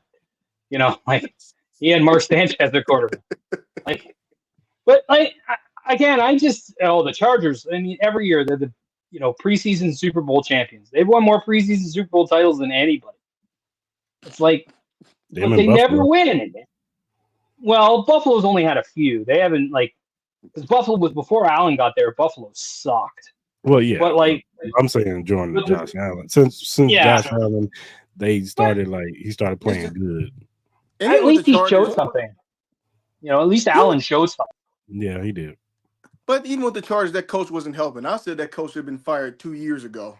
It's like just some of the decisions that he was making. Should have been hired. I didn't get it. I mean, just some of the different coaching gaffes, and like they had a chance where they could have just tied. Instead, he got greedy and this. I think he called timeout like an idiot, like against the Raiders. And I mean, you know what? It was destined for him to get blown out by the Raiders. It was destined for that. I believe it. They was one of those. All this. I had no sympathy for you. That's what I said. He was one of those young, up and coming, young white, up and coming, hot coaching candidates that have Sean McVay's system, and everyone's like, "Oh, he's the guy. He's the guy." And it's just like, okay, we'll see. I'm like, but you're going to look who you're going against. Is he going to coach Andy Reid? No. Like Jim Harbaugh is a great coach. That was a smart move. And he'll get him there. I don't know if he'll get him all the way, but he'll definitely make them like a playoff contender. But like Brandon Staley, it's just like he should have been fired like every week. Every week he should have had it. It should have been like maybe this is a week because he was horrible. Just a bad coach. And they had injuries, but it's the Chargers. Screw him. I'm happy to see. Not the injuries so much, but just see him not be successful. Yeah, for sure. Too much time. Although Joe Bosa are getting him. Playing players in meaningless games and all that crap. I said, this come to show how well you doing. Yeah, you're fired. Yeah. All right, John, man. Appreciate you coming on the show, brother. I appreciate it, man. This was fun. Anytime. I'm happy to Yeah, I love definitely gonna bring you back, man. Friend of the show, John, man. John Edwards. I'm a big friend of the show. And go ahead and tell people about where they can find you at social media. Oh, I'm on my Twitter handle. I'm also on Instagram. I forget my Instagram thing, but you can find me on there somewhere. But mainly I'm on Twitter. Yeah, just you could stalk me. I don't mind having a stalker once in a while. But I'm co-host of 5 Count with my partner Big George, and so we're not here tonight. George is under the weather, unfortunately, so we're hopefully going to be back tomorrow night. But we talk wrestling. We build top 5 lists. Chris was on the show. We'll have him on again to not talk about AEW, talk about some of the. So we do that, and yeah, I'm always on Twitter or X or whatever it's called. And you can find me there. So. And I've actually got a run on followers, which I don't understand. Like my followers have jumped like 30 over the last week, and I'm just like, okay, you're popular, man. I don't know. I don't really say anything like that important. You got the football community, Chiefskingdom. You got the wrestling community. Well, the Chiefs community came last year. That's where the bulk of it, because I was documenting my tour. I was like our friend John. Our Korean friend who's in Kansas City right now, who's just enjoying it. That was me last year, going to everything just like wide-eyed. And I got a lot of people follow me, and the Chiefs community, wrestling community, and the one thing I like about it, I mean, people say what they want about Twitter, and it's kind of toxic sometimes, but I've met some awesome people. Yeah. Like I'm here because I've met like Chris on Twitter and you guys on Twitter. It's like so it's awesome. But I'm Jack Edwards 1980 But tune into the 5 Count. We love what we're doing. We love talking. Like wrestling's my thing, so it's one of my things. But also, I think I talked to Chris. I'm trying to like weasel my way on any podcast I can get. Anybody who needs ratings as flat as my ass, I'm the guy to get. And that's fine. That's it. If you want the lowest rated show in the history, So, but I know Chris. The other one, I'm trying to talking UFC and. So it's fun. I enjoy it. I enjoy talking sports. It's one of the great things, and it's cool to be from Canada and like have these interaction with folks from kind of all over, obviously North America and the world. Like it's really wild. So that's the best part of it. Is like I'm just a Canadian kid up here, and an hour and a half north of Toronto. So it's wild to be on a podcast about the Kansas City Chiefs is just crazy for me. So. Yeah, I know. But no, definitely, man. Appreciate you coming on the show, man. Like you said, you're always welcome to come on the show, man, and talk Chiefs with us, man. We got to get you back on when Unc is on, when Clarence is on here, man. Oh, I'm getting him on our podcast too, and I'm excited. Like maybe after the maybe we'll try and get we'll hook up after we go to the Bucks game. Yeah, we're going to that. Get us on. Get George on too, because George will. George's first time in Arrowhead. George the best. It's his first time in Arrowhead. Like we're popping that cherry, baby. We'll have a good time. Oh yeah, like it's his first time, not mine. Because I went last year, and then but Kareem has never been inside Arrowhead Stadium. It's been the parking lot. So we're gonna get it. I think it's his first actual game, which is really awesome. It's gonna be so much fun. Tell you what, Arrowhead's a great experience. And I still want to go back.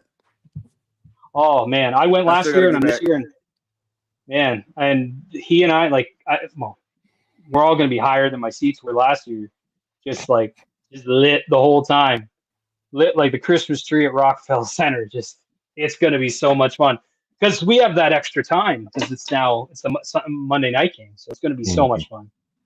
But I appreciate you guys having me, allowing me to talk nonsense. So I love it. For sure, man. All right, John. Have a good one. Peace. Likewise. Yeah. All right, man. Another good show. Let's go ahead and land this, man. Some good, like always, like new fresh input and everything. Shout out to John. Like, of course, he has a lot of good stuff to say. And you can see he also UFC enthusiast. That was an interesting fight though I saw over the weekend. Shout out to Duplex for knocking him out though. Like, my goodness. Like I said something gonna happen. Next thing I know, up, tap it, like tap.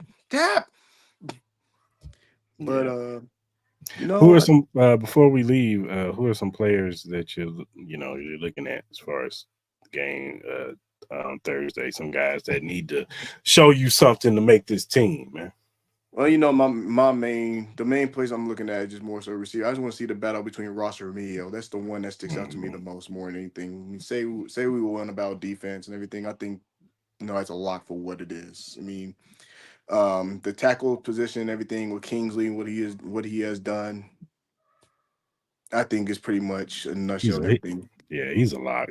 I wouldn't be surprised if he doesn't play on Thursday. Yeah. I do like that one kid. I know he's kind of raw, but I did like what I saw in that Ethan Driscoll guy. That's that tackle. He's a big dude. That's a big guy, but he can move a little bit. He was moving on that Deneric Prince run. Yeah, I was like, okay, who's this dude? Driscoll. All right. Because there was some names in the fourth quarter they was naming. I was like, who? They just picked this dude up today. You want to play football today? We need to fill out the roster. Come on, man. You hijack somebody's jersey in the halftime or something like that, picking up people out the stands. He was like, Robbie Smith. I was like, who the hell is Robbie Smith? Who is this dude? That's why when Powell got that, and that's why when Powell caught that ball, I was like, oh, he's still there. Like, okay. I know Powell, but Powell was looking like he was giving us a Sammy Watkins impression. It looked like that catch that Sammy caught against the Jacksonville that first play. Caught across that. I think it was a drag route, and then he just took off. He wouldn't go down. He's like just going over, like just they couldn't bring him down. That was the problem. He got a full head of steam. I'm like, he gone. Ain't nobody gonna stop him. I don't care what they do. He held on to the ball. He ain't dropping. He did his job. He's still going to be in the practice squad, but hey, at least you got your recognition. But he'll probably get a lot of run on Thursday too. Just hopefully. He will. Hopefully he's playing with Chris and not Ian Book. Because if he's playing with Ian Book, sorry, man. You ain't getting no passes thrown to you because they're going to be throwing it to the other team. That's why I ain't even bother really looking at as far as like with the receivers. Like when it gets down to the third and fourth strings and quarterbacks and stuff like that. Once it gets to Ian Book, it's over. At least Chris can make some plays. And Chris has been in this offense for a few years. So you could tell that he's like more comfortable, you know what I'm saying, when he's out there. But when Ian Book is out there, it's just like, It ain't Notre Dame, bro. Time to turn TV off. This ain't Notre Dame, bro. He fumbled that football. I was like, you idiot. I just remind myself it's preseason. I said, I mean, I would be tripping, but I was just like, once Ian Buck came in there and the game was close, I said, yeah, we're gonna lose. Even when Hinder Hooker fumbled the football, I was like, it don't matter. We're still gonna lose. We're still gonna lose. Ian Buck ain't gonna get no yardage off of that turnover. No. And lo and behold. Right on time. Nothing. Hey, another player, another guy, punt guy. That dude. Thank you, Buffalo. Which one? Matt Ariza, our punter. Oh yeah. That dude, he's got a loaded weapon in that leg, man. He was booting 66 yarders, man. It was just that whole thing, situation. I know that whole thing. Yeah, but you know, I mean, it seems like the Chiefs have always have a slight history with that. Some good, some bad. It's like, whoa, this dude. We don't let us mess around and get somebody who can get us good field position. Even when I heard about the signing, I said I really ain't worried about the when they released our punter. Then I said it'll be fine. They'll be fine. They'll be all right. Got somebody better. I got somebody better. He out there punting them things up out of there. Yeah, you need it's key to have somebody to know how to get that field position, like know how to flip the field. But you know, Tobe is one of those guys. You know, like one of those names who we know that clearly prides, you know, on special teams, you know, taking care of business and stuff like that. So I had no worries about it at all. But you know, even when who was saying that? So we was talking about special teams are going to have a huge emphasis on I know who it was. It was Ash, I think it was. He was talking about the special teams going to have more input as far as they're going to have an impact on it. Mm-hmm. I mean, I expect to be an uptake because, you know, I think I would say arguably the last 2 seasons we had some moments where we're like, okay, this isn't typical Tobe special teams outside of the kicker, outside of Butker, who's been consistent, but just we see a few holes here and there. But I expect to be an uptick to be almost the same like it. I would say this last few years, the special teams has kind of been like a liability. Outside of Harrison, it's been kind of a liability. Like We couldn't really get a good punt returner. We had issues getting a kickoff returner, had issues getting a punt returner, muff punts, and things of that nature. Last year was a little better because when Miko went down and they put Montreal Washington Williams in there, he was Yeah. actually not bad. He was actually pretty decent. And then when he came out, I think they put Kadarius back there, or I forgot who else they put back there. But I think this year will be better. You know what I'm saying? You got some guys, whether it's Nico Romeo, Hardman, or Sky Moore, or even Xavier Worthy on punt returns. Like I can see him, fielding some punts back there. Like the more serious games, like, okay, kid, we need one. Go back there and grab one. Like I don't think they're gonna have him out there all the time, but I could see, like, if the Ravens game, for example, if it's close, which it very well can be close, we're in the fourth quarter and we need a punt. Hey man, go back there and get one, or even on kickoff, like, hey man, go to the kickoff team and go get one, take one, get us some field position or something, or maybe even run it back. You know what I'm saying? So I could see him going back there like on an important game, especially in the playoffs. I could see in the playoffs they're like, yeah, unless Nico Remigio has the job and he's just killing it, and like it's like we don't even need Worthy back there. We just need you on offense, sir. Like we got Nico back there. Yeah, he's gonna be all right. It's just with that kickoff rule, though. I think we're gonna see a whole lot of shifting amongst all the teams, though. The way of things, because they're still trying to figure out how to scheme different things, and people going to have different looks. And I mean, they're not showing a whole lot right now, obviously, because it's preseason. But I mean, Yeah, don't be surprised somebody come out the bag and show something like, what in the world they doing? And all of a sudden, you have that one team that think they got to figure out. They call them the old great special teams, and then just teams are going to adjust to that. Like, yeah, well, Bill Belichick ain't there, but Bill Belichick, he was notorious for finding players like that who were special at doing something, and then they would just do something crazy, like off the wall. I'm like, okay, I see what they're doing. But I wouldn't be surprised though. Like I say, I wouldn't be surprised you saw Worthy back there for maybe a couple times throughout the season. I think it's going to really be between Moore and depending if Remigio makes it, we'll see. There's a lot though, but I just think that Remigio and whoever gets that last spot to receive that last spot, because we're assuming they're going 7 receivers. That's going to be the most interesting spot everybody have. We ain't got, thank God, we ain't got to have to worry about the quarterback situation. We ain't got to worry about nobody's. No, we ain't no situations. I mean, yeah. unlike Pittsburgh, did they say what they're doing in Pittsburgh? That was when I had a question. I thought it was gonna be Russ, but I could be wrong. I don't know. Honestly, I just I just think you go with Russ because of experience, but yeah. hey, That's I what get it. that's what I said the other day on the other podcast. I was like, just go with Russ for right now. And if he sucks Mhm. if he's still trash by week 4, bump it. Just go and put Fields out there. Because you'd rather go with the old guy who, you could at least put him on the bench. Russ ain't gonna be disgruntled if you bench him. Like he's still gonna be a good teammate. He's still gonna clap it up. Whereas if you start Fields and you put him on the bench, he could be disgruntled. He could cause problems, and then you have a whole nother issue. You definitely don't want Yeah. no bad locker room tension between him and Fields. And then you got a potential of you might have to let Fields go or trade him away or whatever, whatnot. But if you start Russ and he doesn't look good the first 4 weeks, first 4 or 5 weeks, then you can be like, all right, we'll put Fields in. You know what I'm saying? Like, Yep. They'll mix it. They'll find a way. They'll mix it up. Pittsburgh, they just need somebody to be at least average. That's all that's they it. need. That's it. Be I said it. average. I said it the other day. Mike Tomlin is the king of getting mediocre to the playoffs. Like he just is. He never had a season below 500, He and it's gets still them. even when it looked like it. I think it were very close last year. I said he's gonna be above 500. It's like if they're dogs, just take them to win straight up Yep. because they gonna win. That dude do it. That dude do not do it. Yeah, and they always just backdoor into the damn playoffs every year. It's just like, how the hell are they the 7th seed? They That's just almost gave Buffalo problems in that wild card.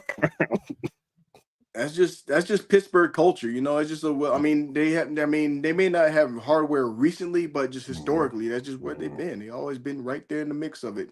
It can be ugly. It can be pretty sometimes. That's just who they are.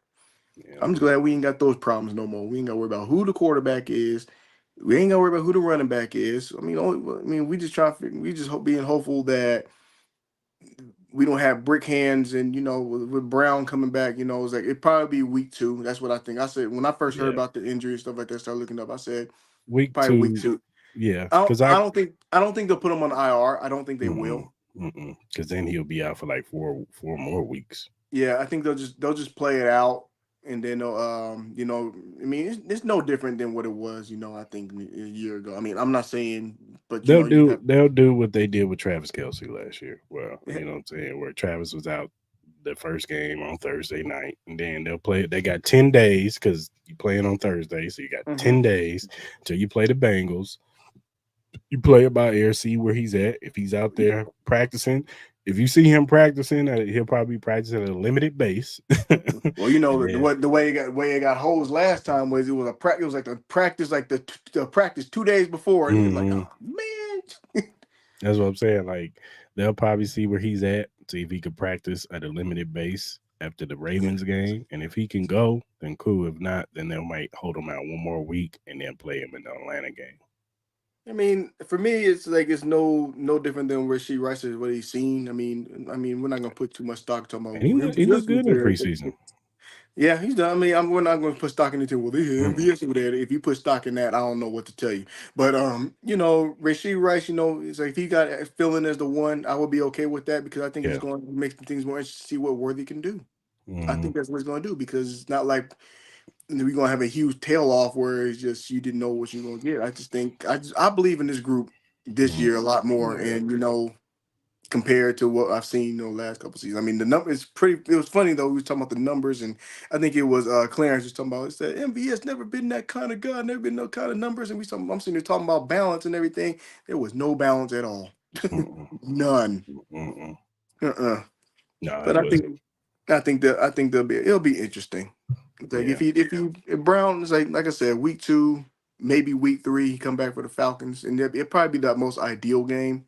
Because I have week 3. I had that Atlanta game as the game teams tend to fall asleep on because you know you have those 2 heavyweights. You know you go in versus the Ravens, and of course you have the rivalry game versus the Bengals, and then sometimes you have that tendency where you fall asleep. It happens, but it's a primetime game though, so I don't know how much of sleep you can be. Well, I just think that bolster was it, but and on top of that, Mahomes usually does well on the road. I say probably I mean, I don't even want to call it a sleep game. They just didn't have it when they played the Green Bay in the primetime game. That's just what it was. That was the worst game. I just think Green Bay was riding high. They was on a winning streak. They was feeling good.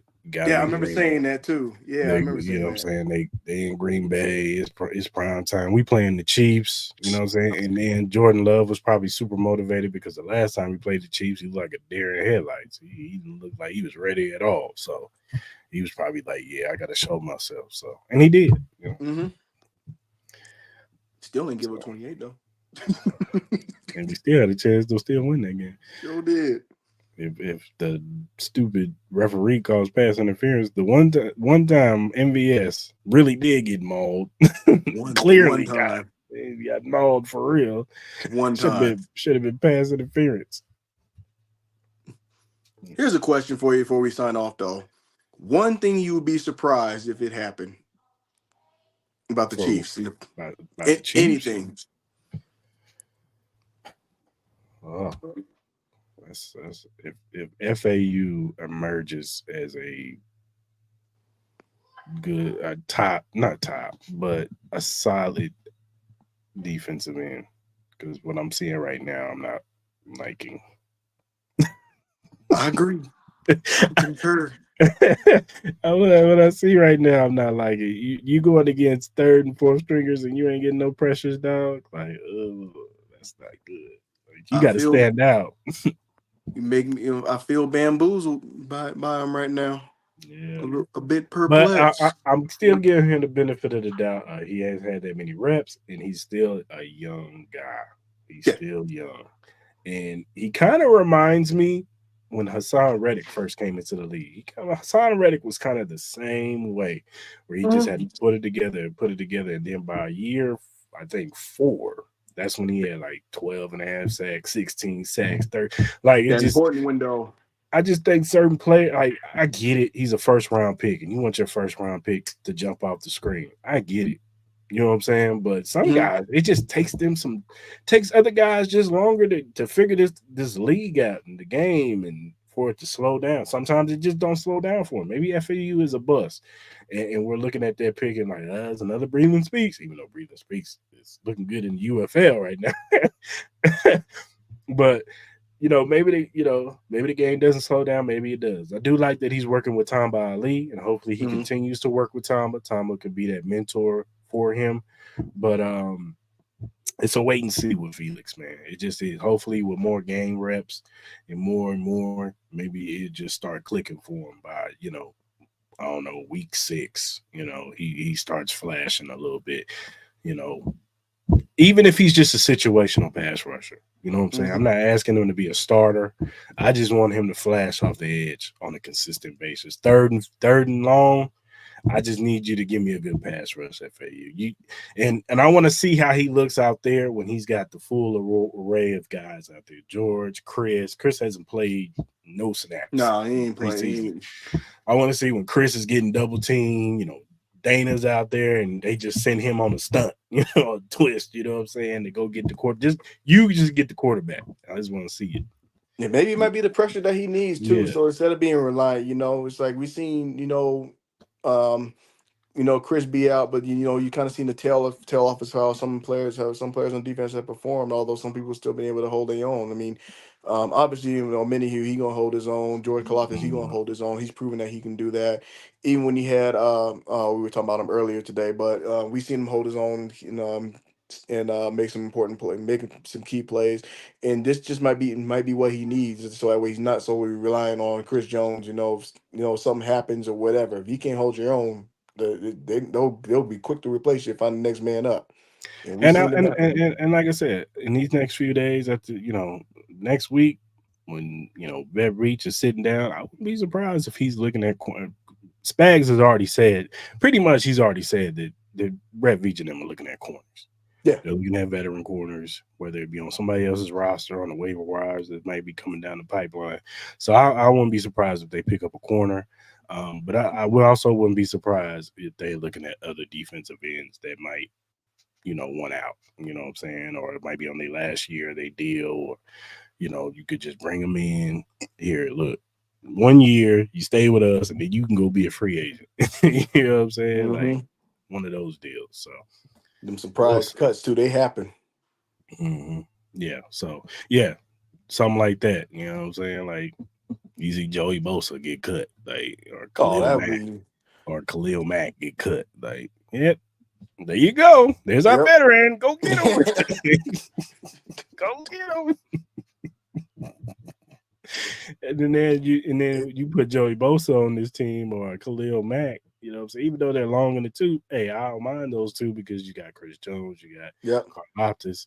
It's just veteran experience and all that stuff. That's all it is. They're not going to be the vocal point. They're not going to be the vocal point of the team. We're not depending on them, but we're just adding you to the flavor. And then we get a menu who's going to be in there once he gets in there. It's just like that defensive line would be crazy. Because we keep forgetting that on Minihu, at least I keep forgetting that Minihu didn't even play the Super Bowl. And the fact that they were able to hold that high power 49er team the way they did, it kept them contained. But I don't think that happens. I mean, granted, you had Bolton in there, but when you had those voices like Tranquil, which is why I agreed with the re-signing of him. The kind of player that he is. But I mean, you might be right though, as far as they're probably still are looking at different defensive ends. You had a surprise cut. I mean, whether it be at linebacker or more cornerback, I just believe that if they're going to make an acquisition, it'll be at the defensive side foremost, more than anything. Of course. Yeah, I think our offense is fine. The only position where I could see them picking somebody up if they get cut would be like Alvin Kamara. Like if he gets cut from the Saints. You know what I'm saying? Like they just like cut bait with him, or any running back like Damian Pierce or somebody like that from the Texans. Like they feel like they good with Cam Akers and Joe Mixon. Like I somebody that could be because even so, I mean they're still gonna be looking for that 1-2 punch. How they have McKinnon. And McKinnon, much isn't really said as much. I don't think he's spoken of enough. Because his pass blocking ability and just the kind of player that he was, as far as talent wise, he did a lot of stuff that doesn't go mentioned. Yeah, so I mean that's not an easy chess piece to replace. But I agree with that. Yeah, so I like I said, defense of course, defensive end, cornerback, but definitely if there's anything on offense, it's going to be a running back. And that's what I can see, a running back. Maybe if they see our offensive lineman that maybe have some upside, you could throw them on there because Wanye Morris is hurt. That's crazy. I forgot they were down a tackle last year too. I forgot. Mm-hmm. That is nuts. So that's pretty much it. I think that everything else is pretty much set. Yeah, it's locked. It's locked up, and I'm ready for the Ravens, man. I'm ready for the Ravens. At this point, I'm like, just get me a clean report. That's all it is. Practice. Don't nobody strain no kneecap. Stay away. Don't stab yourself with a fork. Something stupid. Don't drive no cars over the speed limit. Nah, you Ubering, bro. You Ubering. I'm looking at you, Rasheed Rice. You don't drive no cars, no Corvettes, no at this no point, Lambos, no nothing. At this point, they just pretty much getting ready for week one. That's all it is. If you find out your girl is cheating on you, just leave, man. Just walk out. You got money. Don't strangle her, man. Don't punch her. Don't do nothing, man. Just leave. Just get you somebody responsible they'll hold you back and everything. They have a get back coach. They need a get back. I don't know. Don't do it. That's just what they need. Yeah, don't go out. I ain't telling you not to go out and hang out, but dude got too much drinks in him. He trying to fight you. Just walk away, man. Just walk away. His money already gonna be affected some way somehow because of the two incidents already as it is. You don't need to make it worse by adding another. Because even so, learn from people like Tyreek Hill. He could have had his money a lot sooner, but at the same time, he might not have been here. We don't know that, but I ain't gonna question it. But that's your money. Yeah, for sure. Don't be stupid. Don't be stupid. Don't be dumb, man. Don't. I mean, look at Kareem Hunt. He could have had one. He could have had a ring, maybe two. Yeah, you're right. Because we probably would have beat Tampa Bay if we had Kareem Hunt. But then this dude want to go try out a new sport on people, and no, just go home. He could have had two. If we still had Kareem Hunt. But who knows? It was then some of these transactions may not panned out. But that's cool. We got two. It's the whole chicken and the egg thing, because if we beat the Patriots and D4 is not offsides, do they get rid of? Oh no, that bum still had to go. That bum coach had to go. Was Bob Sutton still? No, that guy. Would he still be the coach? Would he still be the coach? No. I had never seen Eric Berry so frustrated in my life. I'd never seen a player yell at another player like that on defense. Well, that's it was Orlando Scatcherd. He deserved to be yelled at. He was terrible. That dude got yelled at there. He got embarrassed on Undisputed. That was a long way coming. I put in 13 years. Nah, bro, you terrible. Your best years is your earlier years with Dallas. That's it. Mm-hmm. There's a reason why Dallas let you go. Trash, bro. All right, man. Let's go on and land this day. Yes, sir. If you look down at the bottom, you see the link emqpodcast.com/locker-room. If you click on the link, you'll see the locker room access of all the podcasts under the Every Morning Quarterback umbrella. We got a 49ers one, a Patriots one, a Jets one, and they got ours, ArrowHead Chief Podcast. Go ahead and click on the banner. You see all of our episodes from the recent to the past ones. Go ahead and follow us. Also, check out their podcast on YouTube. They got talk about everything NFL league wide. They talk about college football too, and they give you betting tips for the week. So go ahead and subscribe to Every Morning Quarterback. Shout out to those guys over there. Whatever streaming platform you use, whether it be Spotify, Apple, Google, Amazon, iHeartRadio, whatever you use to listen to your podcast, Arrowhead Chief Podcast is on there. Follow us. Your first time watcher on YouTube, hit that subscribe button, hit that like button, hit that notification button. So when we go live on Tuesdays at 5 p.m. Central Standard Time, you can jump in the live with us. You can talk about these topics with us, man. Give us your opinion in the comment section. And subscribe to the channel. And whatever social media platform you use, whether it be X, Instagram, Facebook, TikTok, Threads, Twitch, whatever you use to do your social media on, go ahead and follow us. We'll follow you back. We're not Hollywood. We're just regular Chiefs fans, just like y'all who love to talk Chiefs. So go ahead and follow us, man, at Chief Podcast. And also, if you have feedback, critiques, if you have a question, topic you want to bring up, man, you could DM us, you could email us, you can hit us in the mentions, man, and we like your question, a topic that's Chiefs related or NFL related. We'll bring it up on the show. We'll shout you out on the show because we like to show love to those who show love to us. So go ahead and follow us. And yeah, man, hope you guys have a good rest of your week. Football season is right around the corner. Don't forget, get your Arrowhead Chief Podcast t-shirt. Let's three-peat history t-shirt. The website is on all of our social media accounts. It'll probably be down at the bottom of this section too. So go ahead and get your shirt, man. It's on. We got a discount this week, 15% off. So go ahead and get your shirt. All right. All right, Chiefs Kingdom. Until next time, we out.